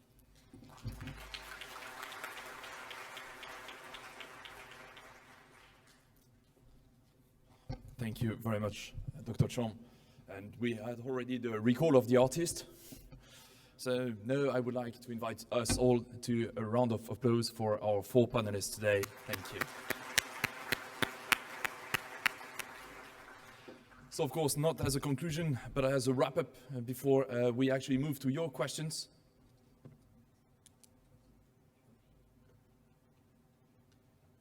Okay, thank you. Sorry, live. So to wrap up, just very quickly also what has been presented by our 4 panelists, which I thank very, very much for their views and for their lessons learned and feedback from the regulatory updates in their 4 different countries, which I remind to you are the 4, let's call them like these engines in the region, because they have set up, they implement, they enforce on a daily basis strategic trade controls. So some takeaways of a very rich year, obviously, 2022 in the region, for and from the operator's point of view and the industry point of view. I think there are 2 chapters. One is from the purely legal regulatory point of view, if we are just calling regulatory updates, and we take the word regulatory as its core meaning legal regulatory, and beyond the regulations as well, as I see it, for facilitating the trade, but not necessarily legally binding. So the first chapter is about the purely legal regulatory updates, and there we had a number of testimonies from the ground. First one is, of course, I mean, I take it from the last presentation, but the law, the TCWMD Act, is only dating back from 2019, so there are many more regulations, I think, that will be coming also in the next coming years, so this is also one point of attention for our audience. So more to expect, I think, and more to follow. Also, in terms of the list of controls, so you have seen that it's been very rich because many of them are actually being updated or will be updated very, very, very soon. And that's the case notably for Singapore and Malaysia. Not only the national control list, but also some very specific targeted control lists, such as, for example, on transit and transshipment. Also, another regulatory update, regulatory meaning in the strict sense of the legal regulatory sense, is the general authorization also that is now implemented also in the Philippines by the STMO and derives from the legislation once again. Also, another update is the notification on ICP that Dr. Chom has just presented to us in 2021, so this is very fresh, and I think this is one takeaway also for our industry representatives in this room. The implementation of the catch-all is also very important, and you said, Dr. Chom, that 94 items have been identified which could be subjected, and which are subjected, in fact, to catch-all controls, for example, in Thailand. And definitely not least, but in terms of enforcement, so meaning the end of the process, the compounding of offenses in Malaysia has also been amended. The system has also been amended in order, presumably, also to facilitate, to smoothen the implementation and enforcement of the controls in the country and by the regulatory actors. But beyond the mere legal framework, there are beyond the regulations, so beyond the legally binding text, there are also a number of measures, practical measures that have been undertaken by these 4 countries and the authorities of these 4 countries for facilitating the trade, so for facilitating your business. First that we can mention is possibly the guidelines on compliance checks, clearance of exports, transit, transshipment as well, and there will be others, as Ms. Sakanon Dimayagiak also told us about the Philippines. Also the services and advices which are on the daily basis provided by the authorities, including the e-licensing systems coming into operation also in different countries. So this is also a takeaway. I also take it away that the correlation table. The correlation table presented by Dr. Chom in Thailand is also something that, even though it may not be legally binding, is also something that facilitates the implementation of the system and the trade controls by the industry. And last but not least, also training, notably training to ICP, is also something that will facilitate the trade and which is also coming from the practice.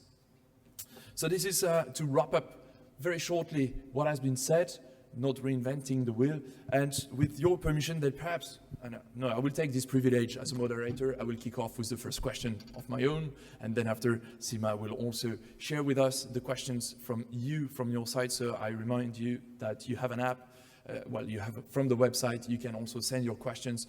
Please try to keep them short, all your comments. We will try to keep them short, and we will also keep our answers short, and this is what I encourage my fellow panelists to do in order to allow for a maximum number of questions to be addressed. So first Sylvain, question. Just one quick thing. We have a lot of questions. Good. But if we do not ask them all right now, we don't want to cut short into your coffee break too much. But you will have the opportunity to talk to each of these regulators at the end of the program today as well as tomorrow. They will be here. So you can ask some of those questions that we are not able to convey to them because of the time is short. So go ahead. Indeed. So perhaps the first question that was the topic was mentioned by Ms. Sakanon-Dimayakak, but I will ask the question to all. How often do you adapt your guidance documents? So here, not regulations, but the guidance documents. And have you received any feedback, negative or positive, on the pace of revision of these non-legally, so legislative or regulatory, binding documents, notably from the operators in your different countries? So I will perhaps go from left to right. So perhaps, Ms. Barnabas, would you like to say something about Malaysia? Did you have any feedback from the operators on the pace of amendments of the guidance documents? Thank you. Thank you for the question, Sylvan. I take note what improvement and development in our fellow STMO. And in Malaysia, we have a set of administrative guide. We call it standard operating procedure for all our licensing agencies and so on. It translates the policy on how we can operationalize it, and definitely is a living document. So as we encounter and development and changes in the business and also from our industry, the feedback that we get from them. So we will take the changes as we need to. So it will go through a lot of processes. I mean to say we not only get the feedback from the industry, but also we're going to get feedback from our agencies whether we have the capability or the capacity to do so. So apart from that, we always welcome feedback from them, and not every feedback that we can accommodate. But then what we can do is that we try to streamline a standard general policy whereby everyone can implement it. So by means of getting the feedback, we also take into account the operations and also the business models by each industry. I can't say whether it's negative or positive, but it really helps for us to develop a better guidelines. I think that's one. Thank you. Thank you very much. Ms. Sakanon-Dimayakak. Actually, for the STMO, we have developed a roadmap. So, for instance, for export, it's supposed to be implemented from 2020 to 2023. And for each year, we have targets. And for this year, our target is to issue general authorizations. Normally, those policies are crafted at least 6 months before or a year before implementation. So last year, around fourth quarter of last year, our draft guidelines on general authorization were actually given to our industry stakeholders for inputs and comments. And our policy officer, our licensing officer in the STMO crafted those guidelines by incorporating also the inputs and recommendations from the industry. And so now, a few months ago, we have already issued our memorandum circular on general authorization. So we have targets that we have to reach each year. And those targets are actually shared with our industry stakeholders. So it's transparent, it's predictable. That's how we do it. Thank you, Selvan. Thank you very much. Ms. Hen? Hi. Okay, so for guidance documents, Singapore reviews our guidance documents, I think, on average every few years, and definitely sooner if we assess the need to do so. So we also do, of course, consider feedback from traders on existing regulatory requirements, and we review if our policies or procedures meet the current regulatory landscape or if it require changes. Yeah, that's Singapore reply. Thank you very much. Dr. Chong? Thailand is a new country, yeah. Let's say about the list, we update annually. And for about the ICP guideline, we, let's say, we invite a private and, let's say, private sector, academia, to have like public hearing for about the information and document that required by law. Yeah, thank you. Thank you very much to the four of you for your answers. Now we will take questions from the floor. Yes. I will read out the questions, and some of them are addressed to specific speakers. First one is for Janice. Is it possible to explain some key tools for investment screening? Denied party list, blacklist, or other sources? That's a very good question. Actually, it's still in its infancy stage. So, in fact, the Interagency Committee on Investment Screening has not been convened yet. So, I'm not sure if I'm privy to speak of anything. But what we intend to do is that normally when investors hear about investment screening, the initial reaction is that it hampers trade.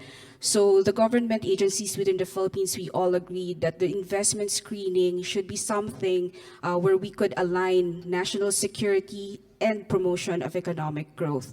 So it can be done.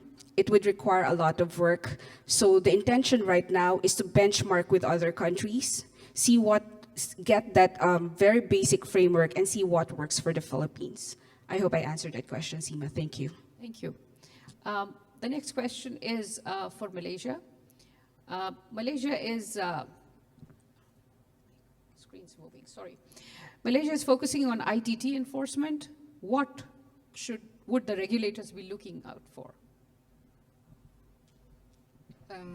Okay. As of now, we have introduced the 2019 ITT guidelines where we focuses on academia. But soon, we have our foreign collaborators assist us in developing a new ITT guidelines that is specifically for the industry. So we are looking into providing a framework where they can refer to the technology control plan. That's what we have right now. But as regulatory-wise, we have the provisions for the intangible transfer of technology. So we wanted to translate it whereby the guidelines and also the TCP will be able to assist our industry. We know that we encounter a lot of challenges as of now, that having to have emerging technologies and whereby the research and development functions have been shifted to Malaysia. So we are looking into ways that we can help to regulate this, to enforce it, especially to our industry in Malaysia. As of now, that's feedback from us. Thank you. Thank you. The next question is for Singapore. Your approach to updating STA rules, guidelines, and conditions for Myanmar for shipment of controlled items. Sorry, for Myanmar, what's the question? What is your approach to updating STA rules and guidelines regarding shipments to Myanmar? Okay, I think people are asking this question because they want to know whether their goods are allowed for export to Myanmar. I think I'll just answer it directly. In general, we will not authorize the export, transshipment, and transit of all ML items to Myanmar. But of course, it is not just constricted to military list ML items, but it also applies to all dual-use items that have potential military applications. Okay, because I think we all know the situation in Myanmar, and I think as a company, you just want to be mindful that your products will not be diverted for unauthorized use. Thank you. All right, great. Another question for STMO. How is the government verifying or vetting self-attestation for companies who say that they are not exporting strategic items? That's a very good question. Actually, when we were crafting the guidelines on that, we wanted to find a way, because you can never ensure that someone is telling the truth. At least when you have an affidavit that is signed, then you have evidence to present in court in the event that that person lies on that non-strategic goods certificate. So from our perspective as lawyers, we have something to present in court that this person or this entity has violated the SDMA and lied in this non-strategic goods affidavit. I hope that answered your question, Sima. Thank you. We've had several questions about ASEAN single window. What is the plan to integrate strategic control and licensing requirements into that to see all ASEAN countries in a single window? So any one of you who has any thoughts on this? Is it happening? It's far away. Actually, it is happening, Seema. It's just that for the Philippines case, for export controls, I think you cannot directly see it. We have a portal right now. It's our national single window, but we're slowly onboarding several technical regulatory agencies because you also need, for them to get onboarded, you need to harmonize HS codes and the codes that are being used by the technical regulatory agency. Well, the challenge for export control is that there's no direct correlation. So for now, for the Philippines, we have identified it insofar as chemicals are concerned, but for other items, it is in fact a work in progress. Okay. This is a question for Thailand. Let's see. Thailand has 6 agencies as well as DFT with responsibility over strategic goods. Is there an overlap of controlled items between DFT and other agencies? Like I say, okay, it's on. Like I say, we separate the DUI independently, right? So there is no circumstances that they are overlapping for each ministry that to control them, right? But again, the catch-all control is the, let's say, the supportive measure to support all the agency that could not control some activities like brokering or intangible items. Thank you. Okay. One more question for you before you put your down. Many Thai customs-related announcements are not in English. Will updates be available in English? That's perhaps a question for the customs. Yeah, okay. I will save you from this one. This is perhaps a question for the customs. For the customs, okay. And for the good news, I know that they are represented here in this room, so perhaps that will be your challenge for the tea break. Yes. Also, at the end of the program, like I said, the regulators will be available here or the speakers will be available here to talk about it. Then there is a question about, will Malaysia implement voluntary disclosure processes to allow companies to make disclosures to authorities in case of accidental violations? We have yet to have that provisions in our current legislations, but we hope that we are doing something about it. Means we still gather and benchmarking on how to able to implement it in Malaysia. In fact, we have few cases whereby companies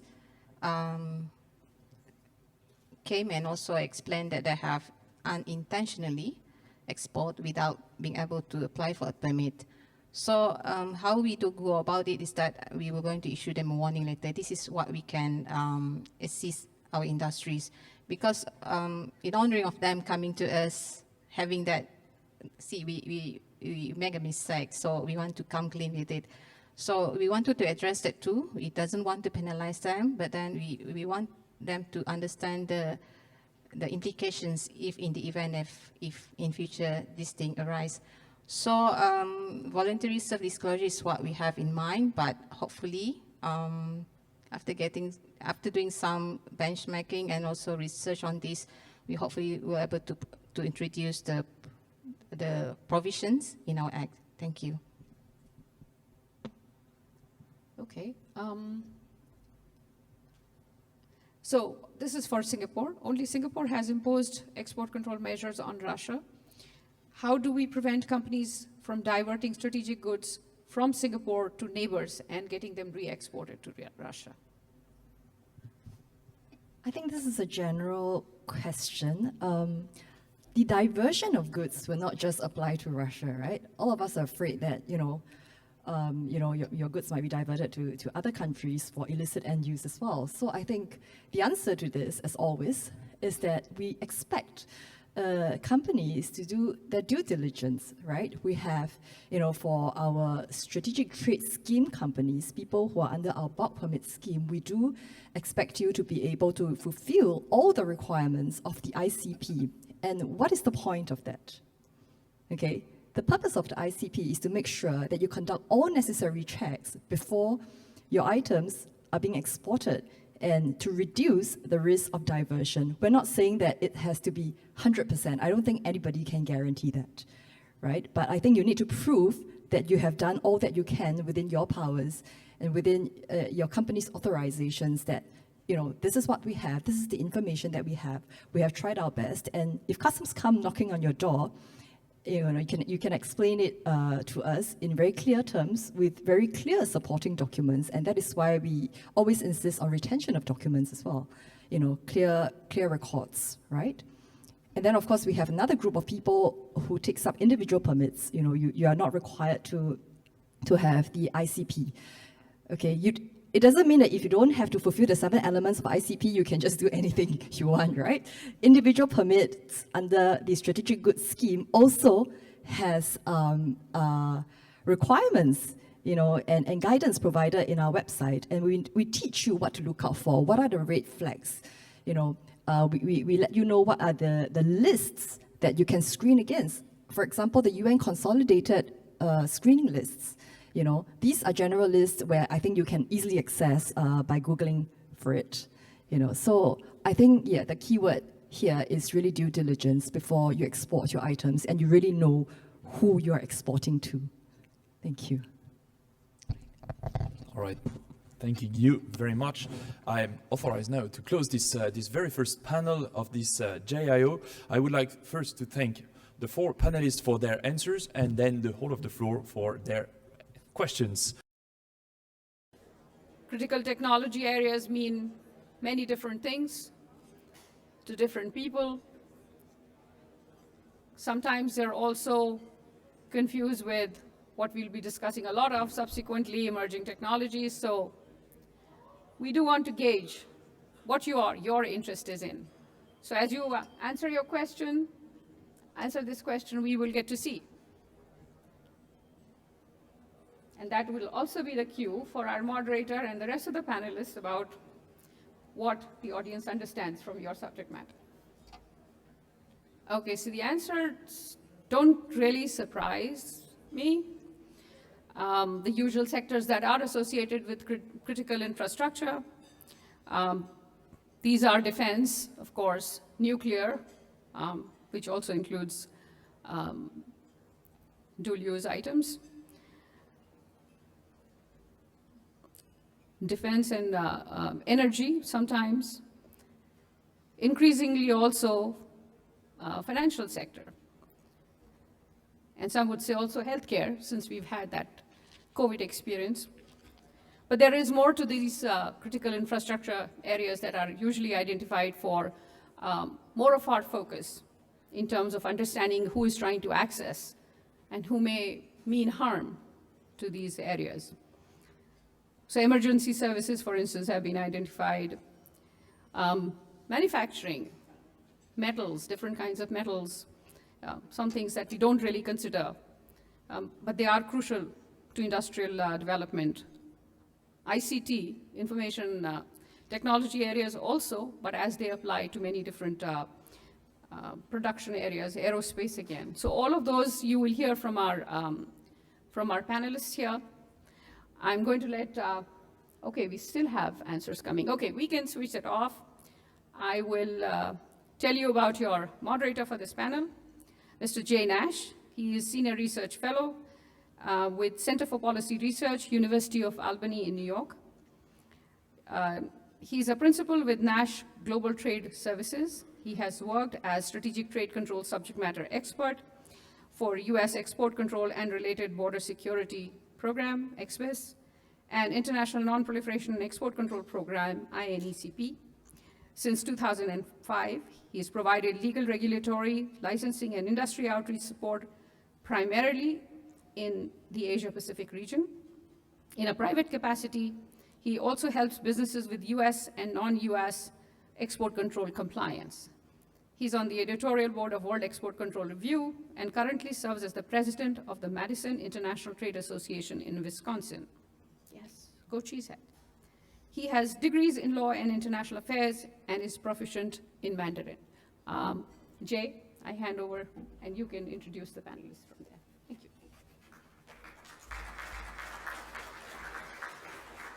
Thank you very much, Seema. And I want to say good day and welcome to all of you here. And welcome to the session on critical technology protection best practices. As you heard, my name is Jay Nash, Senior Fellow, Center for Policy Research.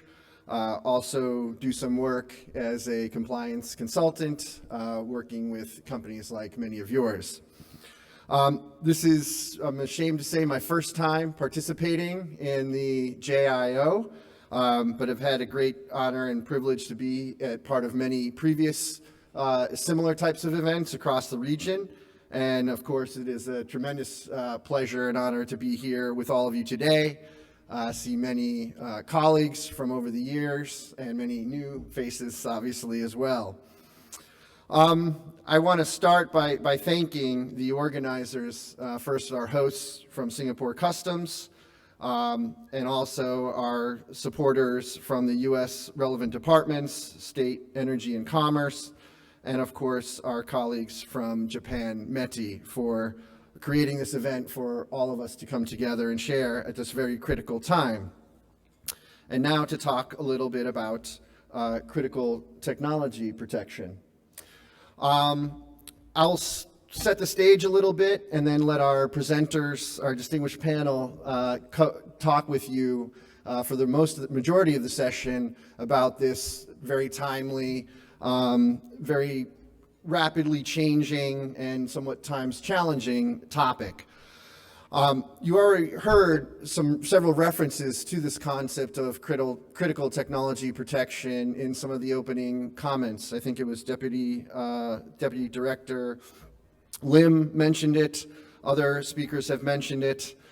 You've probably heard something about it in your own line of work or in media or other areas where this focus on critical technology, you may have heard it in context of emerging technology and in terms of its relationship to strategic technology. And you'll notice going forward that most of the sessions for the remainder, or at least for the remainder of today, do have some focus on technology, and that's certainly by design. With that in mind, some of the things that we're going to look at in this session, first, what exactly is critical technology? How a general definition of it is certainly looking at the technologies that present a significant enhancement and or risk to national interests. That's kind of the standard general definition of critical technology. Of course, though, that is subject to how each individual jurisdiction, each country chooses to define its critical technology. But one thing I think we'd like to do with this session is not look at it squarely as far as national interests or national government interests. I think given some of the issues and challenges that we all face and are dealing with today, in addition to the good business that we all want to do, I think the idea of critical technology takes much more on a global and international significance. And I think what our presenters will show is there is a gradual convergence and coming together, if not in established standards, but at least in an international norm that there is critical technology out there. It's important and valuable to us. And at times we are going to need to find ways to manage it carefully and protect it to a degree. And that's really what we will do. And in so doing, we'll look at the relationship of critical technology to more commonly traditional strategic technology or dual-use technology, as we often refer to it. And our panelists will talk about some of the different ways that relationship exists. And of course, leading up to our subsequent sessions, the relationship of critical technology and emerging technology and the controls around that. I think our panelists will also underscore the importance of why we do give so much attention to regulating and managing critical technology in this day and age. I think a lot of it is already been spoken to, and they'll speak to it in further detail. So with that, let me briefly introduce our distinguished panelists. It's a real pleasure to be here with this group. For most of my time, I've worked with these experts in the field for going back at least 15 years. Start with Mr. Robert Shaw, who's the Program Director for Export Control and Non-Proliferation at the Center for Non-Proliferation Studies, Middlebury Institute of International Studies at Monterey, or MIS, as many of you probably know.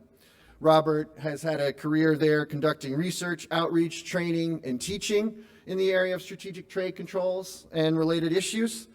Prior to that, he's worked in-house as an export compliance officer for Toshiba USA.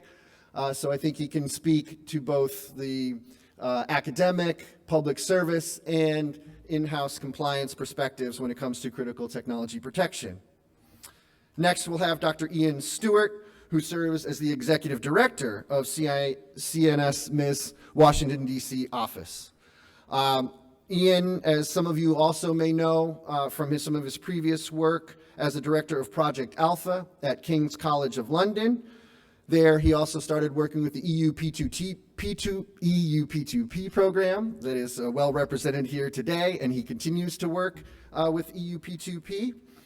And prior to that, he worked in the area of export control license review and industry outreach with the UK Ministry of Defence.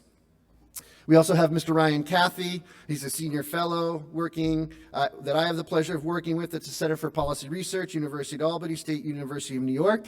He also does work in consulting, compliance consulting through Pinnacle Global Trade Consulting, and he specializes in Middle East and South Asia export controls, in addition to working together with me in the area of Asia Pacific export controls. And last but certainly not least, maybe the most recognizable to many of you, some of our homegrown talent here, Mr. George Tan of Global Trade Security Consulting, PTE Limited.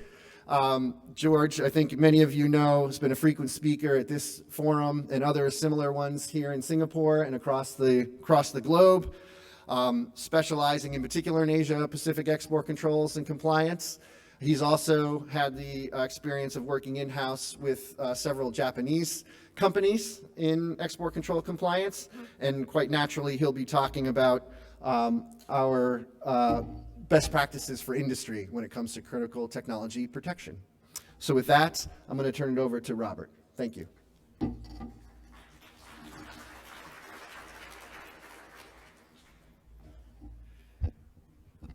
Great, thank you, Jay, and good morning, everyone. And the heightened focus on critical technologies is intersecting and very much related to a set of trends that are also driving an increased focus on intangible transfer of technology, or ITT. And I'm going to walk us through some of these trends in this overview, and are part of this broader overview of critical technology and best practices in the space. But first, kind of recognizing the value of having a common sort of template, a common definition to work with, and recognizing that we're all coming to these topics with a variety of experiences and range. Some have been working in the field for some period of time. Others may be new to the space. And so definitionally, when we're speaking of intangible transfer of technology, we're referring to the means of transfer of technology as being intangible, and specifically this can include, and maybe predominantly the case now, transfers that are electronic in nature, involving perhaps digitized information. But it can also include information that is communicated verbally or is demonstrated in a setting where the technology may be shown in some way. What it does not involve is a means that we commonly associate with traditional movement of goods through a supply chain, items that would go into, say, a cargo container, loaded onto a vessel, and then exported to a destination. Those would be considered more in the tangible category. And when we speak of technology, we're really speaking of know-how, the know-how, the knowledge needed to produce sensitive goods, be it hardware or software. So definitionally, that's what we're referring to when we speak of intangible transfer of technology, or ITT, and controls on this area of technology transfer.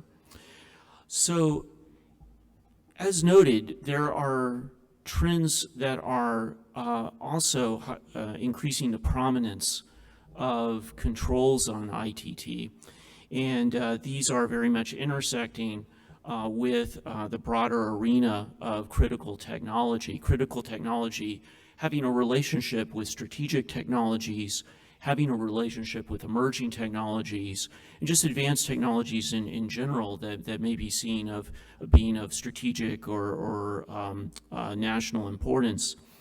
And the all of these areas, are arguably sort of at the cutting edge of advanced technologies. And as such, sort of the first of these trends is that there is, in the area of emerging technologies in particular, much of the development of technology is occurring already in a digitized format. It's already in an intangible format, whether it's source code or whether it's collaboration that may be occurring over a cloud.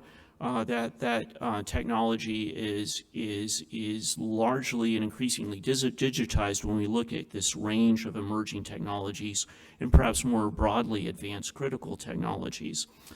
And so in this sense, ITT controls are also accentuated the importance of these controls. And a great example are the design files used in additive manufacturing or 3D printing. These are typically in a digital format, an electronic format, can be shared electronically, uploaded, downloaded, and so forth. Another trend, and all of these, as you'll see, are interconnected. They sort of build upon one another. But when we're speaking of these areas of the cutting edge of technology development, of emerging technologies, this is featuring classic research and development settings. This can include research centers in industry settings, but also inclusive of research centers and labs in university settings and government settings as well. And these settings also do overlap. They collaborate. But what we see in these settings is, again, is the focus on the creation of knowledge, the creation of know-how, rather than settings where the focus is on production, of finished goods, and typically in quantity associated with traditional logistical supply chains. And so this is sort of the locus of where critical technology, where emerging technology is happening, so to speak. And then within these domains, the ability to share information, to share know-how, to share technology, the means are expanding in variety. It's gone beyond simply, the exchange of information, say by email, or I'll be dating myself, even fax. And now inclusive of a variety of cloud services in particular, often associated with prominent e-commerce platforms. And we're even hearing now of the emergence of cloud labs. In other words, laboratories that are truly virtual, in which the emphasis is on a virtual research environment, a collaborative environment in which experiments can be conducted in a virtual sense. So the means of sharing and the means being intangible are expanding in today's technology environment. Now, the regulatory environment, though, is already reacting to this, and I think this is particularly important, for industry practitioners here as well. Is we are seeing policymakers and regulators responding to this environment, and we have seen, particularly in recent years, an expansion of controls on ITT to in a variety of jurisdictions, and to include even controls commonly referred to as deemed exports, where the transfer of technology may be occurring within a jurisdiction, but from one individual to a foreign citizen, let's say, of that country to a foreign national within the territory. For a long time, this was largely a unique feature of the U.S. regulatory environment, but we're seeing forms of this emerging in jurisdictions such as the European Union, the ROK, Australia, Philippines, and beyond this, kind of an expansion of guidance on ITT controls, as we just heard in the prior panel, occurring within Malaysia's jurisdiction. So the regulatory environment is already responding to this, which is highlights again the importance of ITT controls for industry.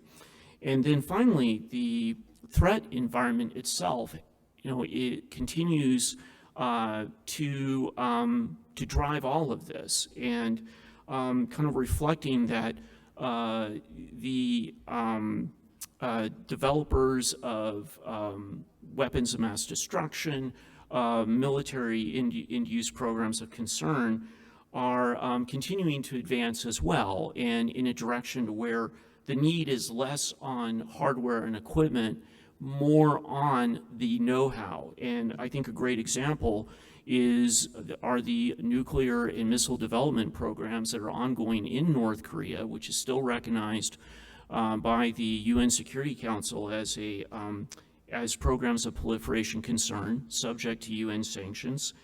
And these programs, the production of equipment, hardware for these programs is largely indigenized in North Korea. So now the effort in terms of acquiring, say, assistance, or rather illicitly procuring assistance from overseas, is likely going to be more on intangible technology, the know-how, the knowledge that's needed to improve the quality of those programs, to advance those programs to greater levels of concern for the international security community. So this all comes together when we think about these trends together. We are seeing here a need for the industry community, the trading community, the producers of technology to also respond to this environment, and to be cognizant of these trends and the fact that the regulators are already beginning to respond to them. And so it translates into ensuring that ITT management, ITT control, is prominently featured in the evolving compliance strategies, the ICPs that are continually sort of being implemented in your companies, your organizations, ensuring that ITT control and management is not just a theoretical component of a compliance program, but one that's very much active and living and continuously under review and being updated. And this translates into the hard work of ensuring that training and awareness within organizations is up to date and reflective of these trends. And also keeping pace with best practices in ITT controls, in very specific tactics and strategies for this, and also being aware of its relationship to other domains such as cybersecurity best practices. And on that note, this will serve as a segue to our next presenter, my colleague, Dr. Ian Stewart, who will talk about cybersecurity best practices in this context. So again, thank you everyone, and look forward to the Q&A.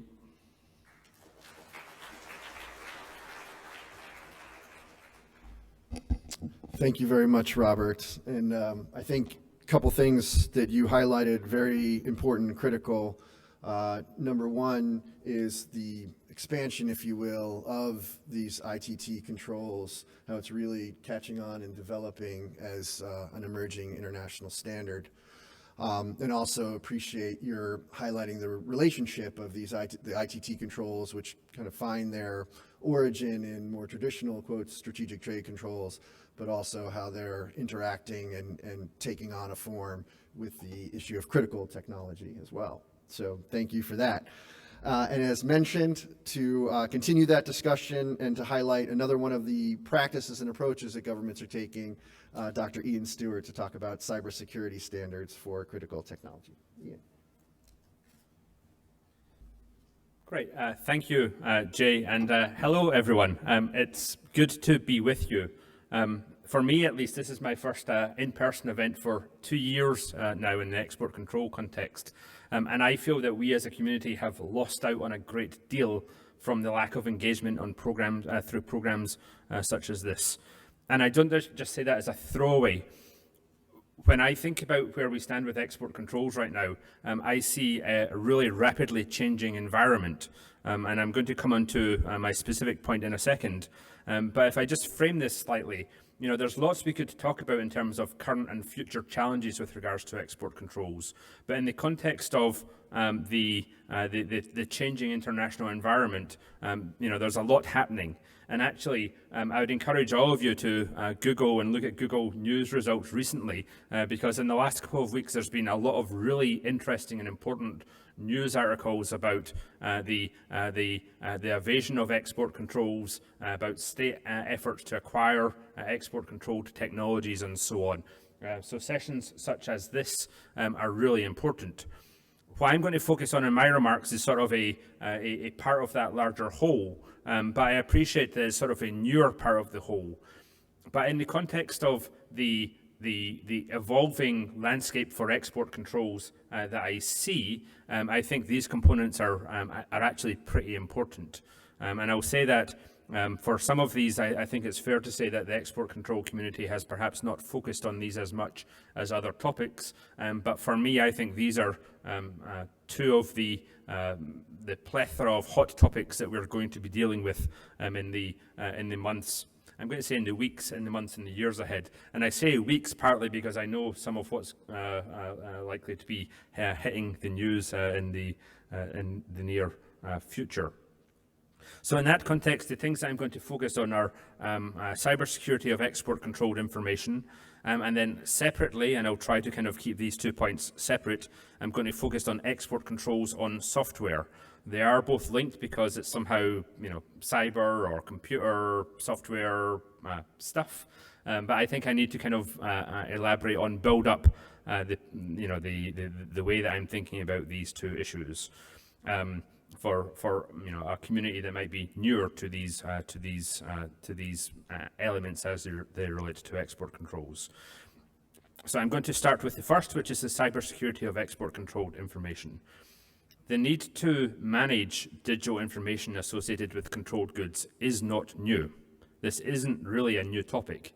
I'm going to make the case that it is a bit of a new topic, but you know, in theory, the rules, the frameworks that we have and we need here have been around for decades, actually.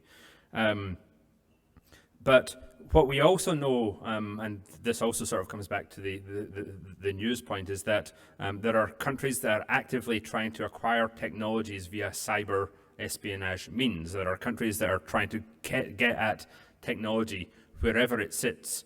And the point about cybersecurity for export-controlled information relates to that, because one of the things that a state actor should have to overcome is a robust cybersecurity safeguard around export-controlled information. And it's this point that my sense is we have more work as a community to address. So why is this a pressing issue now? Why am I standing here talking about this today when I've said that this is sort of I think a bit of a long-standing gap? Well, first, we know that there are state actors out there that are seeking to acquire technology via digital means. That's not really a new point, but it is an imperative for us to address. Second, and this also isn't really a new point, but pretty much all information is now digital. You know, this wouldn't have been the case 20 years ago. It probably wouldn't have been the same even 10 years ago, but now there's just so much. And Robert mentioned even like design files for 3D printers. The scale of sensitive data, of export control data and information is pretty much endless. So that's another imperative here. And then the third one is that, you know, there is a lot of work being done with regards to cybersecurity. Governments and industry have been working to kind of improve practices, not driven by export controls, and I want to come on to the need to bridge that gap. But you know, we know about things like the GDPR, the European Data Protection Regulation, and other things that are driving momentum with regards to cybersecurity. But my point is going to be that we need to think about this and manage it through an export control lens too, and specifically. And part of the rationale there is that the export controlled data and information is amongst our most precious assets. And if we don't think about the cybersecurity challenge, including through the export control lens, or perhaps it's the other way around, the export control issue with a mind to cybersecurity, we miss important points. We don't prioritize our resources appropriately. Perhaps we focus more on things like GDPR compliance rather than protecting our critical knowledge and information, which is the export controlled information. So I'll come on to talk about that in a second. There is a definitional challenge that I struggle with, and I think we as a community will struggle with as we think about this, which is export controls and the export licensing we typically think about as at the point of transfer. If I'm exporting an item, a technology, if I'm sending an email with technology, it would be the point at which a foreign partner receives that the transfer would have occurred. When we think about cybersecurity of export controlled information, though, I think we go a bit beyond that, because we have to think about the information wherever it rests, whether it rests on the company's server and they've not actually transferred it to a foreign party, or perhaps even in the cloud. So this isn't just about at the point of transfer, it's about the export controlled information wherever it lies. And that creates some conceptual challenges about how we as regulators would approach the regulation of that, because we are set up to regulate transfers primarily, not necessarily to kind of think about data even if it's not being transferred. Now, I don't want to go too deep in the next short section of what I'm going to say, which is about practical approaches to addressing the cybersecurity challenge. I think there is a need for us to get into this. I'm just not sure me standing here is the right place to kind of go into depth about what can usefully be done. But I do want to say a few words, and I want to say these few words partly because as others, as you read about these topics, there's discussion papers and guidance and so on being generated. As we discuss these points, I hope that certain phrases will resonate. And also for companies, when you talk to your IT staff, they might say certain things, and I think it would be useful for these terms to resonate a bit with you. So forgive me just as I dive into technicalities for just a second. But for a few years now, I've been interested in the question of whether something called digital rights management or information rights management can be useful tools for export compliance. I think they probably can, but the way that the IT and kind of computer science disciplines have moved, they were focused on those types of terms a couple of years ago, but now the focus is on something called zero trust. And zero trust is something that you'll, I think, begin to see more and more of.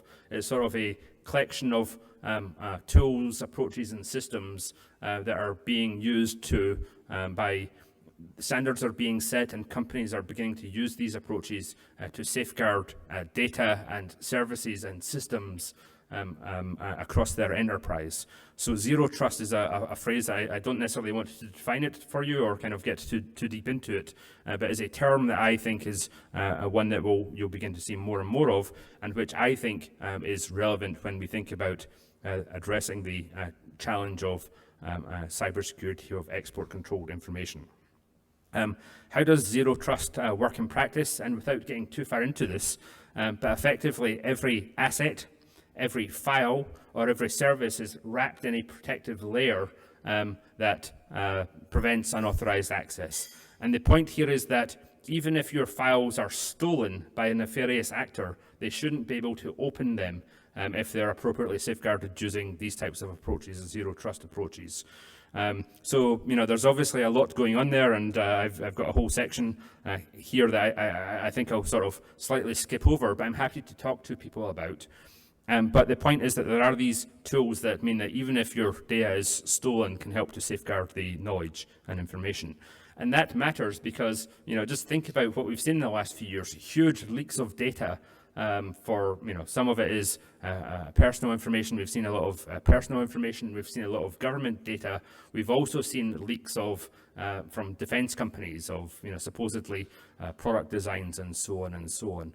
So if large quantities of data are pilfered out of a network, the hope is that there will be tools in place that prevent unauthorized parties from accessing that. And as I say, I think this zero trust approach is one that fits in well.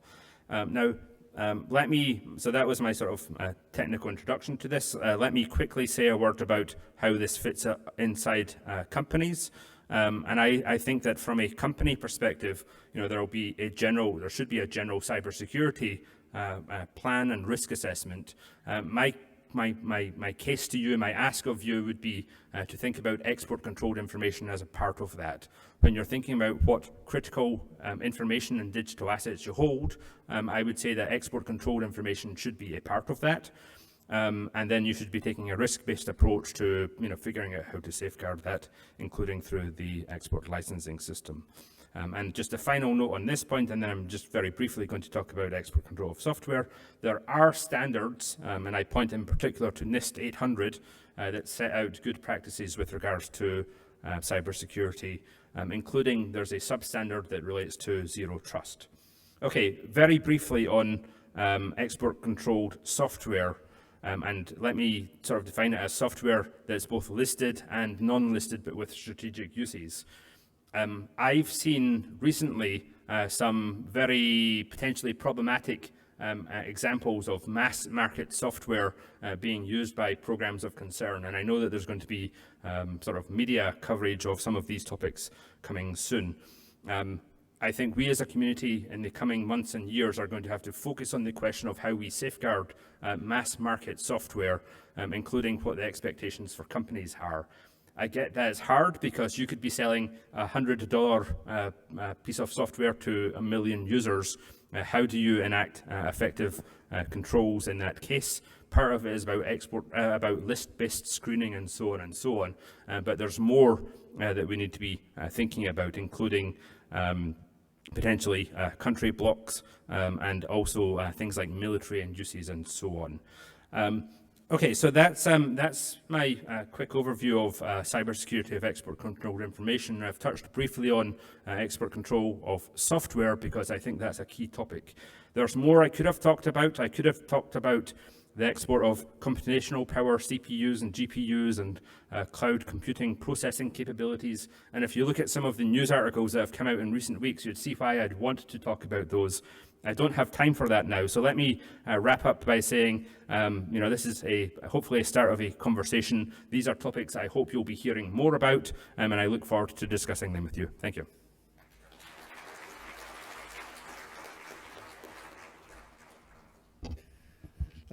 Thank you very much, Ian. I think you did a great job in covering a lot about the cybersecurity standards related to managing critical technology in a short amount of time, and also giving us a lot to think about and look forward to in coming discussions.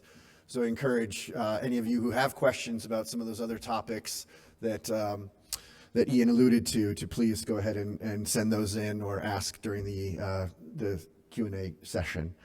But before we get to that, we're going to move down the line here. Our next speaker is, again, my colleague Ryan Cathy. He's going to be switching gears a little bit, still talking about the management of and protection of critical technology, but now looking at it in the relation to another emerging area many of you may be familiar with, and that was alluded to in earlier sessions, foreign investment controls. So with that, Ryan, please.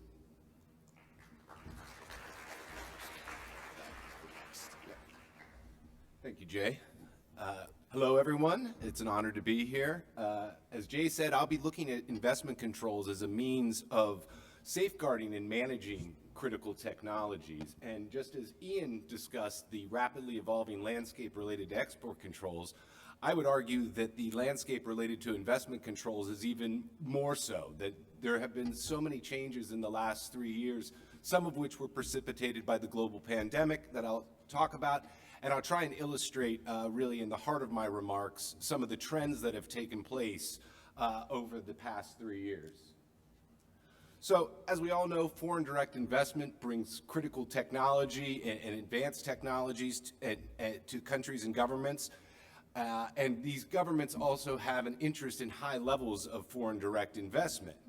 What we've seen is that there's been an increasing number of mergers and acquisitions and foreign direct investment, particularly in the area of technology startups and with regard to small and medium-sized enterprises.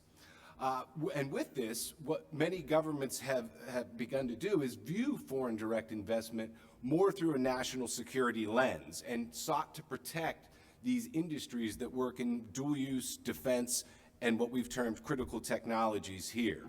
So at this point in time, according to the Organization for Economic Cooperation and Development, about 60% of global direct investment is currently subject to some form of investment controls.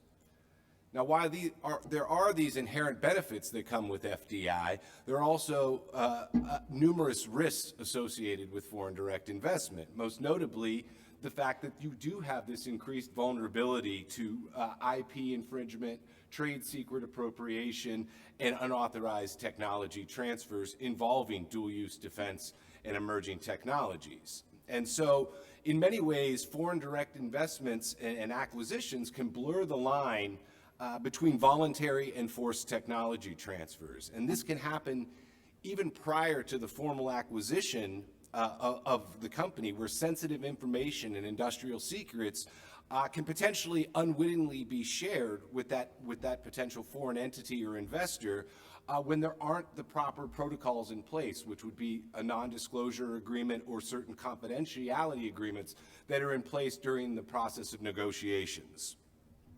The other issue here is that foreign direct investment in some of these companies by entities that are affiliated with national governments can be motivated more by strategic reasons, such as the acquisition of these advanced technologies, rather than purely commercial interests.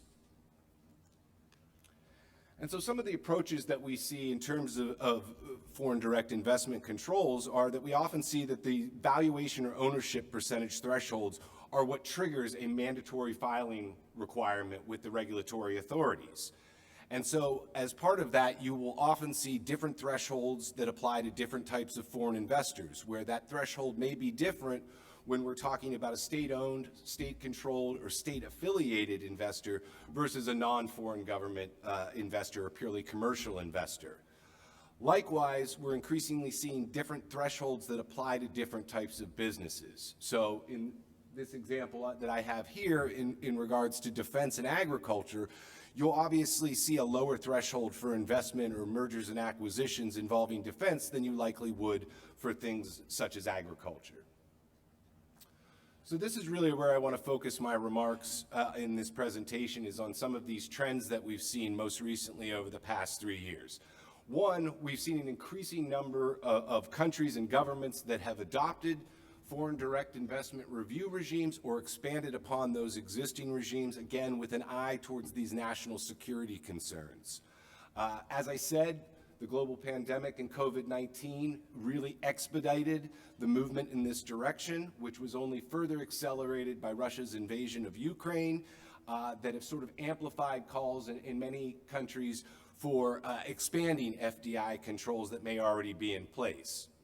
And so these national security concerns have really moved to the forefront and require investment screening in the minds of these regulatory authorities in a much broader range of industry and industry sectors, focused on safeguarding not only what we would traditionally see perhaps in the realm of defense-related technologies, but also in these more critical technologies that encompasses some of these emerging technologies that I'll talk about in just a moment. And then the final trend that we see is less focus on nationality of the investor and more emphasis on the affiliations. And again, this speaks to this idea of state-controlled or state-affiliated investors. So let's examine each of these trends in a little bit more detail. As I said, this visual illustration here attempts to kind of show some of the recent developments, reforms, and new controls that were put in place related to investment controls in the wake of COVID-19. And you can see at least a dozen countries here that in the past 3 years have expanded their FDI controls. And there has been a movement that's been further amplified again, which was illustrated most notably by the pandemic and the fact that many countries did not have access to personal protective equipment and medical devices, and in many cases during that period in time, there were concerns in many countries about predatory investments in a range of different companies. And so you can see in this bar graph here that I have on the screen that the yellow represents COVID-related reforms, the blue is new controls, and the green are new reforms that aren't directly associated with COVID. But you can see in this period here between the second quarter of 2020 and the middle of 2021 that there was a dramatic increase in the number of countries that had expanded on their FDI regimes or created new investment controls altogether. The other trend we're seeing is that there was a lowering of the review threshold. So while most countries with investment controls in place will review takeovers or investments involving voting shares of between 10 and 25%, in many cases we saw these thresholds drop in the last 3 years. So I've provided a number of examples from the region and more broadly around the world here, but you can see that Japan may require the examination of acquisitions involving shares of 1% or more since 2019. Australia lowered the approval threshold for national security businesses to 10% or more in 2021. France lowered the threshold for screening non-EU investments to 10% or more in 2021. And Italy introduced notification requirements related to its Golden Power Law for EU investors in sensitive sectors or non-EU investors acquiring 10% or more of entities that they have deemed to be strategic. We also see a trend towards screening this broader range of sectors so that countries are adding critical technology sectors to their mandatory foreign direct investment reviews and screening processes. And so this has certainly been the case throughout the Asia-Pacific region, in this case with regard to Korea and Japan, where Korea introduced changes to the Foreign Investment Promotion Act to allow intensified screening of investment in sectors considered to pose a high threat for leakage of core national technologies, and then going further to define those technologies in related legislation. Japan, in May of 2020, expanded the industry sectors that were subject to FDI review, and you can see some of those new sectors that were integrated here with regard to telecommunications, integrated circuits, and medical devices that, again, were precipitated from the global pandemic. And then finally, in the United States, we had the Foreign Investment Risk Review Modernization Act, or FIRMA, as well as the Export Control Reform Act that took place in 2018 that added 27 critical technologies that require mandatory filing with the Committee on Foreign Investment in the United States, or CFIUS, for investments in these designated industries. Beyond this, we saw Germany add 16 different industry sectors to its FDI screening review. The United Kingdom added 17 key sectors that included dual use, defense, and emerging technology related sectors as well. So with this, this heat map that you see here that was produced by the OECD, this tries to more accurately illustrate what I was just saying. And you can see some of the sort of critical technology sectors, and the fact that if you look at when these reforms or when these sectors became subject to FDI review, much of this took place in the last 2 years. And so we see industry sectors like robotics, advanced computing, additive manufacture, brain-computer interfaces, artificial intelligence, cybersecurity, microprocessor technology, and advanced surveillance technologies that are now some of these critical technology sectors that are subject to investment controls. And you can see this, again, is in relation to OECD countries, which includes both Korea and Japan. And you can see where some of these industry sectors, again, mostly in the last 2 years, have now become the subject of investment controls. The final sort of trend that we're seeing is this emphasis on affiliations. The fact of whether an investor is state-owned, state-controlled, or state-affiliated is a critical factor in the assessment of the national security implications related to that investment. The EU Commission said as much in 2019 when it warned about the rate of acquisitions involving state-owned investors from certain countries that had increased rapidly, and therefore they encouraged member states to develop FDI screening mechanisms, as well as issuing their own regulation that does not sort of supersede each member state's own authority. Likewise, Spain, in that vein, requires that any investment made by a company that is considered to be controlled by a government, whether directly or indirectly, must undergo mandatory screening. Australia applies specific screening obligations for foreign government investors, and India amended its FDI policy with Press Note 3, which introduced intensified FDI screening for investment originating in neighboring countries. And so looking ahead, there may be more changes on the horizon. There has been this sort of greater convergence or integration between export and investment controls, and we see this most notably from the United States with FIRMA and ECRA, and the way that these two pieces of legislations were linked in order to essentially maintain and protect the U.S. technological edge and prevent our adversaries from acquiring critical technologies and next generation technologies from U.S. companies. The other potential things that we may see in the future are the establishment of bilateral and multilateral agreements that will enable countries with like-minded values to mutually waive these investment controls in specified sectors. And so we could see this in much the same way we see exemptions in export controls that may waive these types of controls. And then finally, the potential for increased outbound investment screening.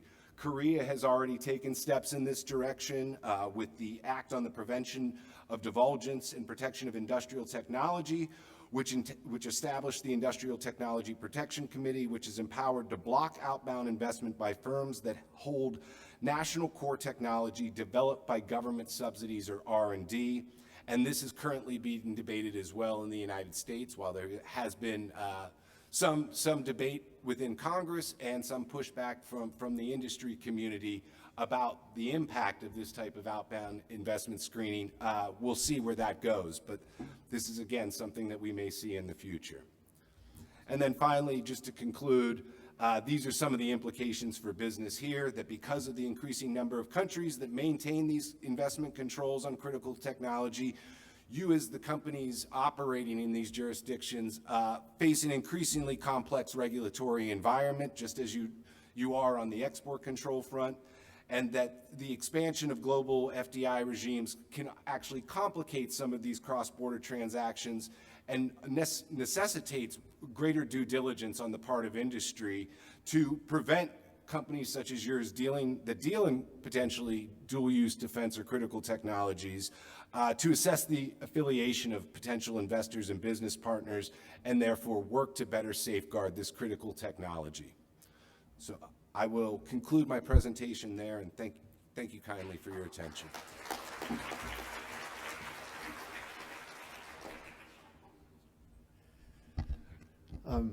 Thank you, Ryan. And one thing I think in particular your presentation did an excellent job of doing, not only introducing another approach that governments are taking in response to critical technology, but you also, I think, helped through the examples give an indication of how we define critical technology. And you can see it a lot in the foreign investment controls in the relation to both, again, traditional dual-use strategic items, but also in some of these expanding and emerging technology sectors as well.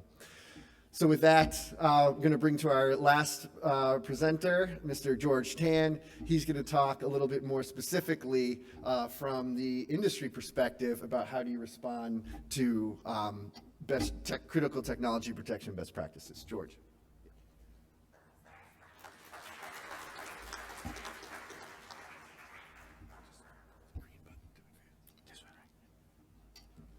Very good afternoon to all of you.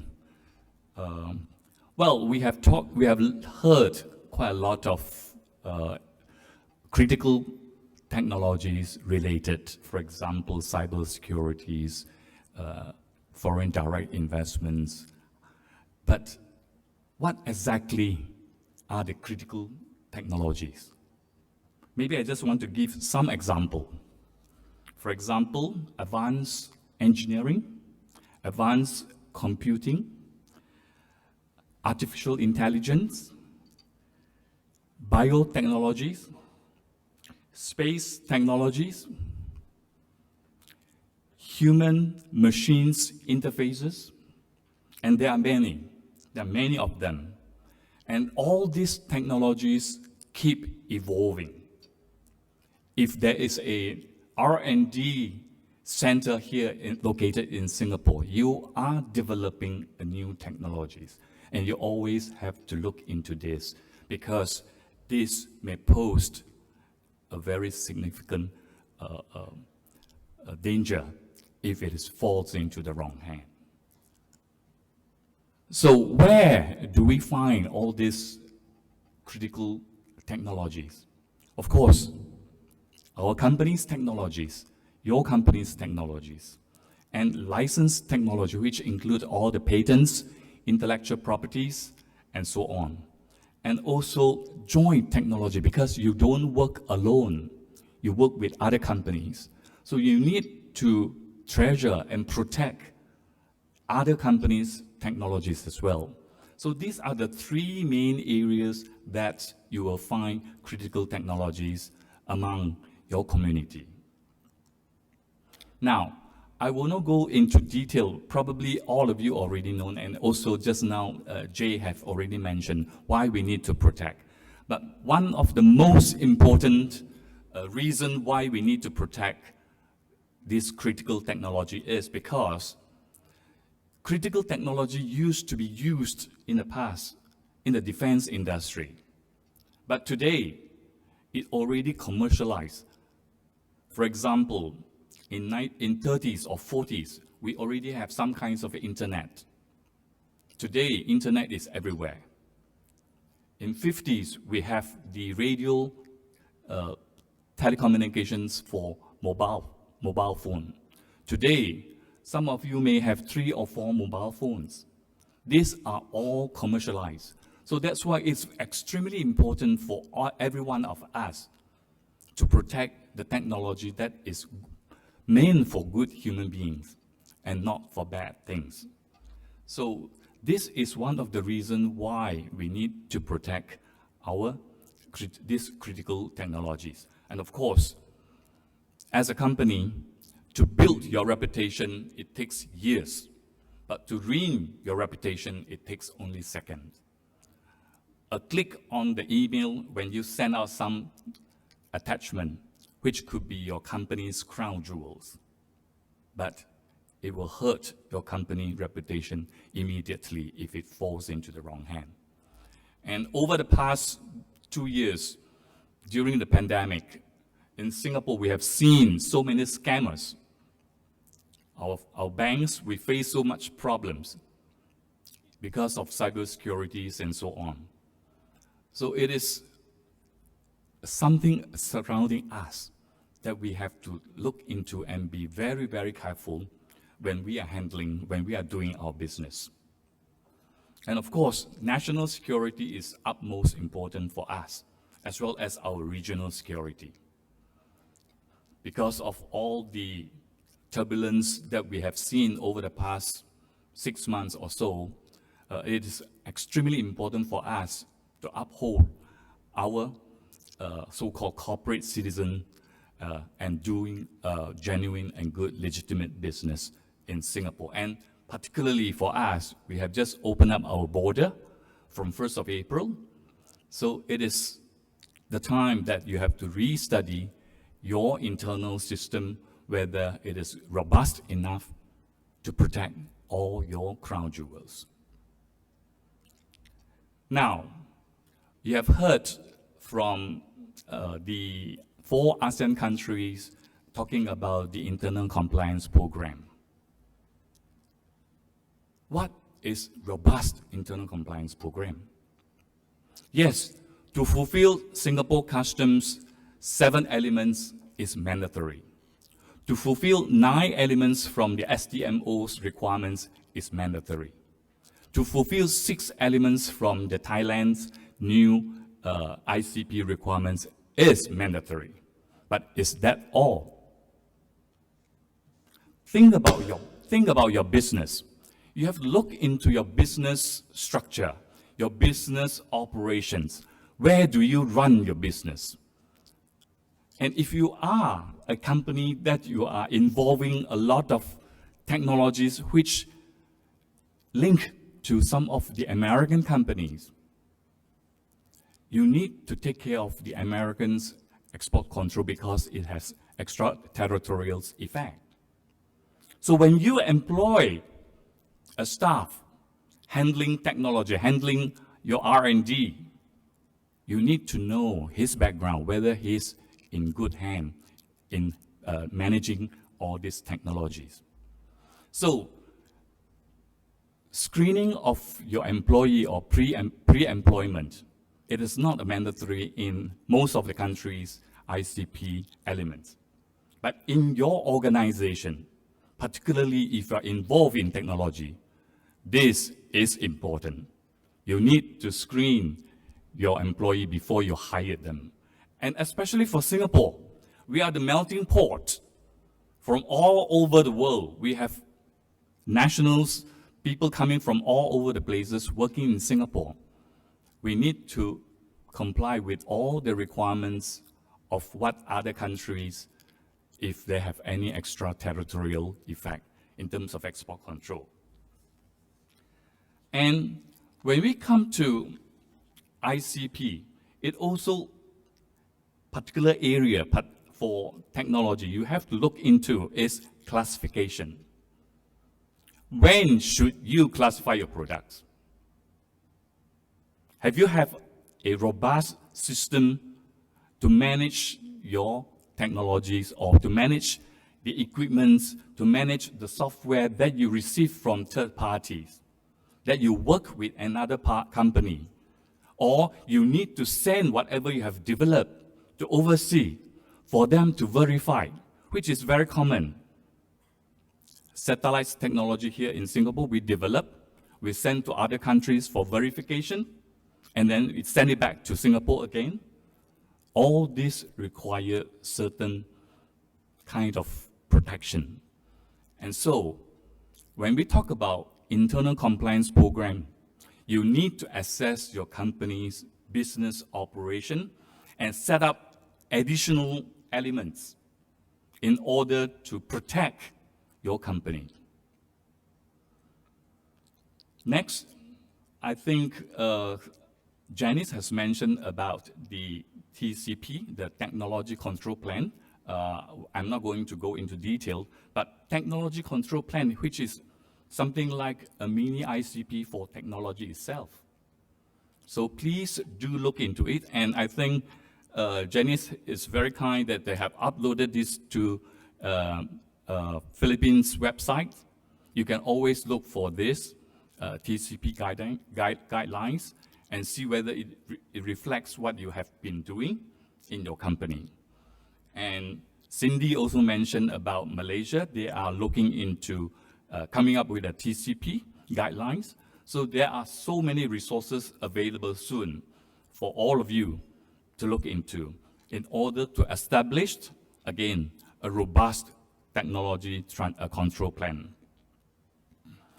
And many companies have risk assessment mechanism, but you have to look into your infrastructure, HR, as I mentioned earlier on, and record keeping. And record keeping is extremely important because it's the evidence if in case there is certain mistake that your employee made or your company made. Cybersecurity already mentioned by Ian, and data assessment management. I believe you all know that Singapore, we have so many data centers in some of the area, and companies are providing data storage services to other companies. I work with some Japanese companies. They have a huge data storage system in Singapore. And companies from all over the places, their subsidiaries and other non-Japanese companies also access to this center in order to store their data. So how do you manage data storage and the assessment, the accessible, authorized accessible personnel? Last but not least, compliance culture. Compliance or trade management, strategic trade management is not only lies on the responsibility of a trade compliance officer. It's the whole company's effort to work together. And they are interlinking from one department to another. Your HR, your admin, your account, your marketing, your sales, they are all interlinked. And they need to have the basic understanding of what is trade compliance and what is strategic trade management. So it is not easy to build such culture, and it depends a lot on the top management's commitment. So as a trade compliance officer, it is your responsibility to promote this compliance culture and at the same time to convince the top management to understand why it is so important. Although I understand, during critical time like now, trade compliance division usually will be the first division, the budget will be cut. But unfortunately, this is a real fact. So we have to be very careful and to understand why we need such compliance requirement. And finally, just like what we have here today, we have almost 500 people here. This is an export control community. How do we maintain this community? Exchanging of information, sharing of best practice. There is no anti-competition law here in export control community. We need to share as many as possible, and nothing is secret. So we need to share as many as possible. And well, just to have my marketing effort, that is, in Singapore, we have one organization, that is Center for Asia Pacific Trade and Security Information CAPSIS, the only one in Southeast Asia. And I hope y'all can make use of this organization. Currently, we have about 50 members. About 20, we are very active. We share and exchange information regularly across the region. As you know, Singapore, we are a regional hub center. And with that, I thank you.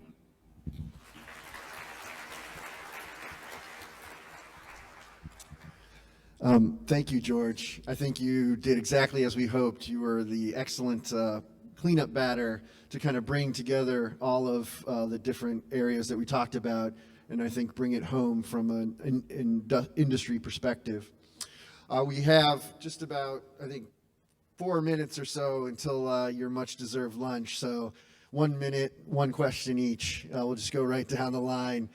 There are a lot more than 4 questions. Thank you for all those submitting them, and hopefully we'll get a chance. You can disturb these guys' lunch. Jay, yes. you do have 10 minutes. Oh, 10 minutes. Okay. Sorry, all. You just lost about 5 minutes from lunch. No, I'm just kidding. No, we have 10 minutes. Great. So maybe 2 questions or so each. Robert, I want to start with you. We got a very good question, looking at it from the dynamics of the regulator stakeholder relationship. And, you talked a lot about these emerging, changing, expanding ITT controls. Can you talk about, have any recommendations from a for regulators on how they can address the concerns that you would imagine many industrial and academic stakeholders would have as they see the world of ITT controls expanding into things like deemed export controls, et cetera. Well, would you have any recommendations, again, maybe looking at it from both your industry work and your government work? Thank you, Jay. And yes, I think I think that the spirit there is providing ideally guidance with concrete examples, we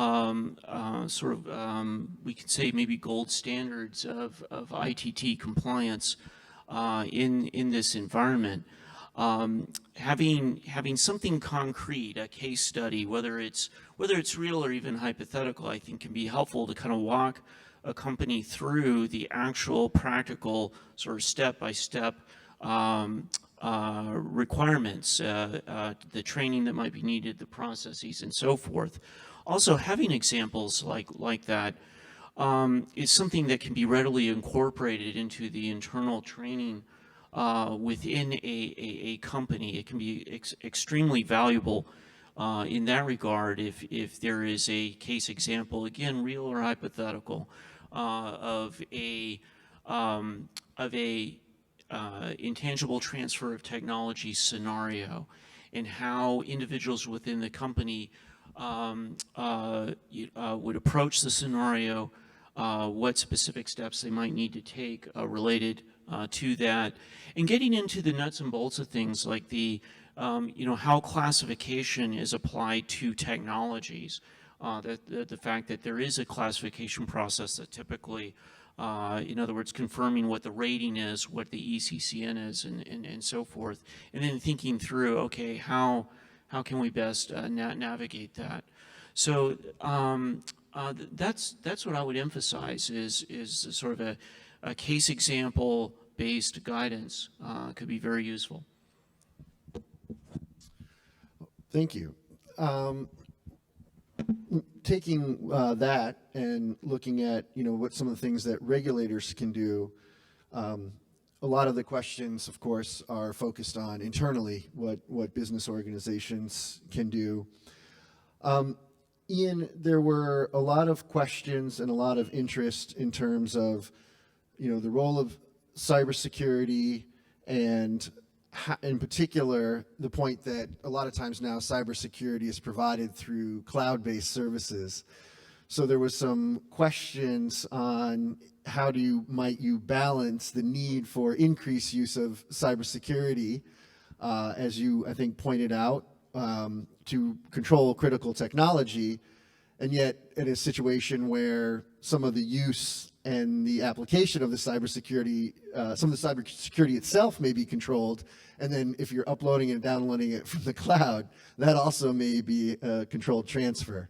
So I guess in general, how would you look at balancing the interest and the calls to use cybersecurity as a means of protecting strategic trade controls when they themselves are often maybe subject to strategic trade controls? Thanks, Jay.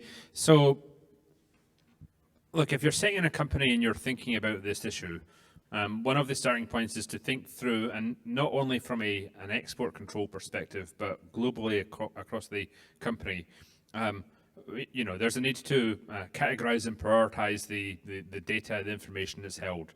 I would, of course, make the case for the export controlled information to be there, but also things like personal protected information, PII from a GDPR perspective, and so on. So one of the starting points is to kind of map out, and it might be done on a business unit level, but who holds what type of sensitive information.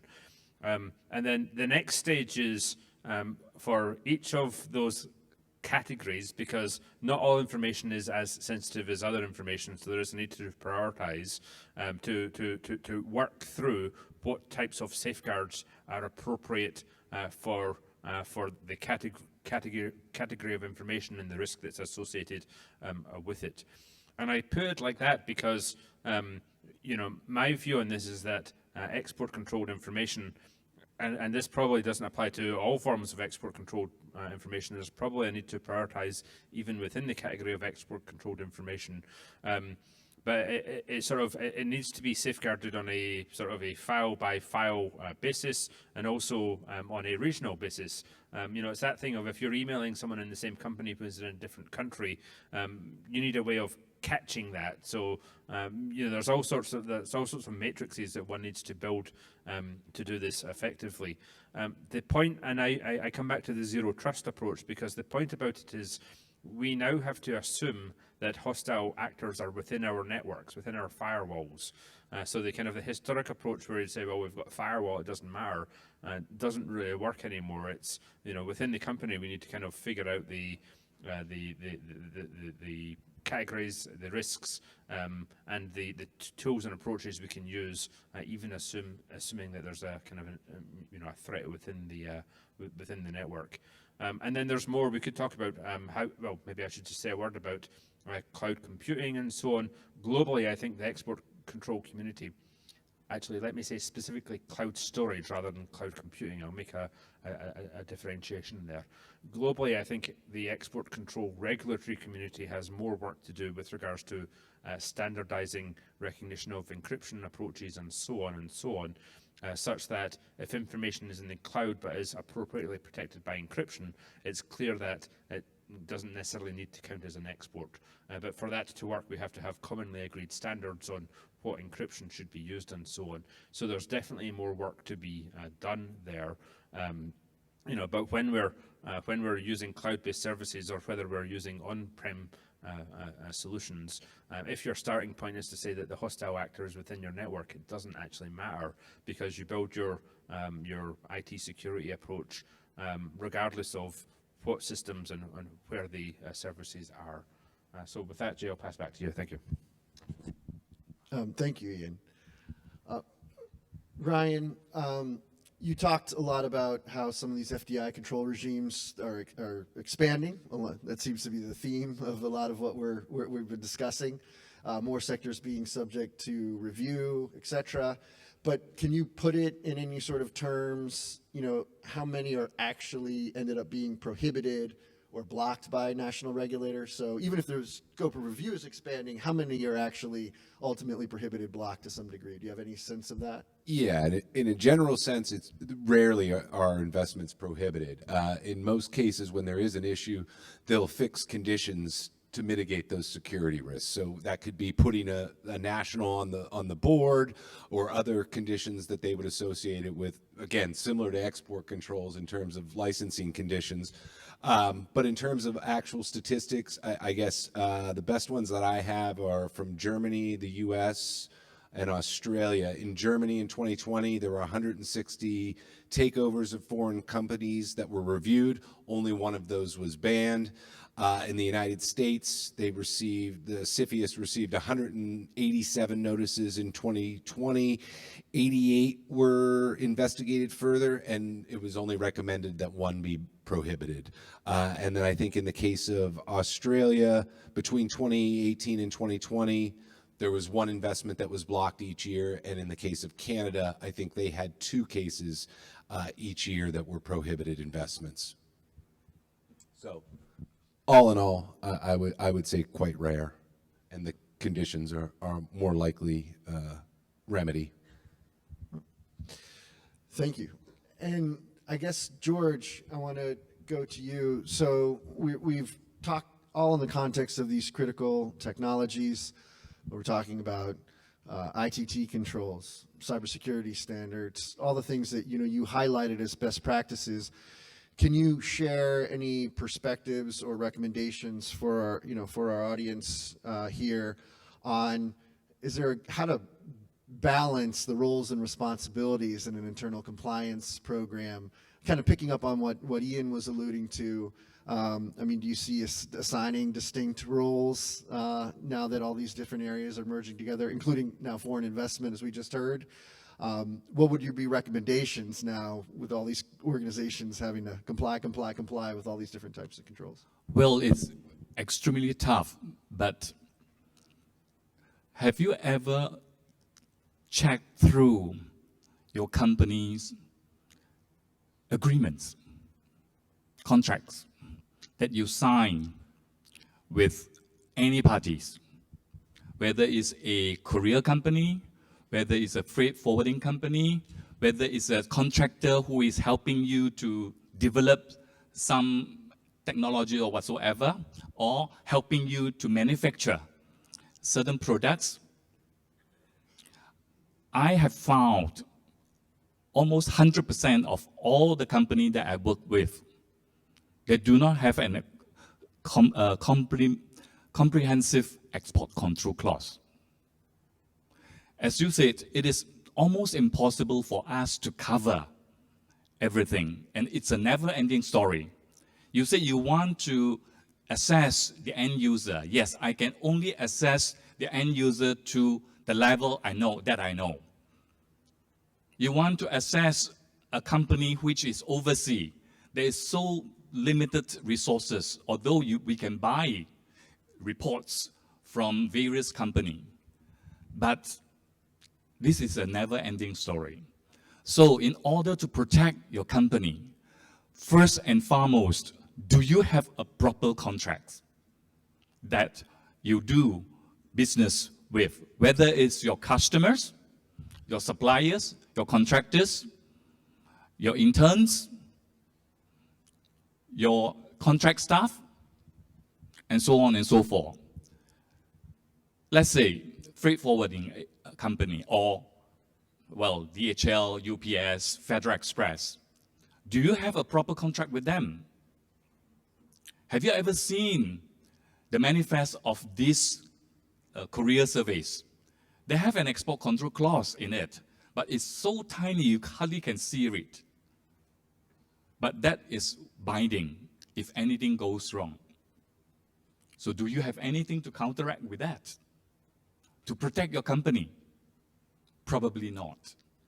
So some companies think that, well, we do not want to have a contract to be binded by both parties, but when it comes to critical moment, this helps.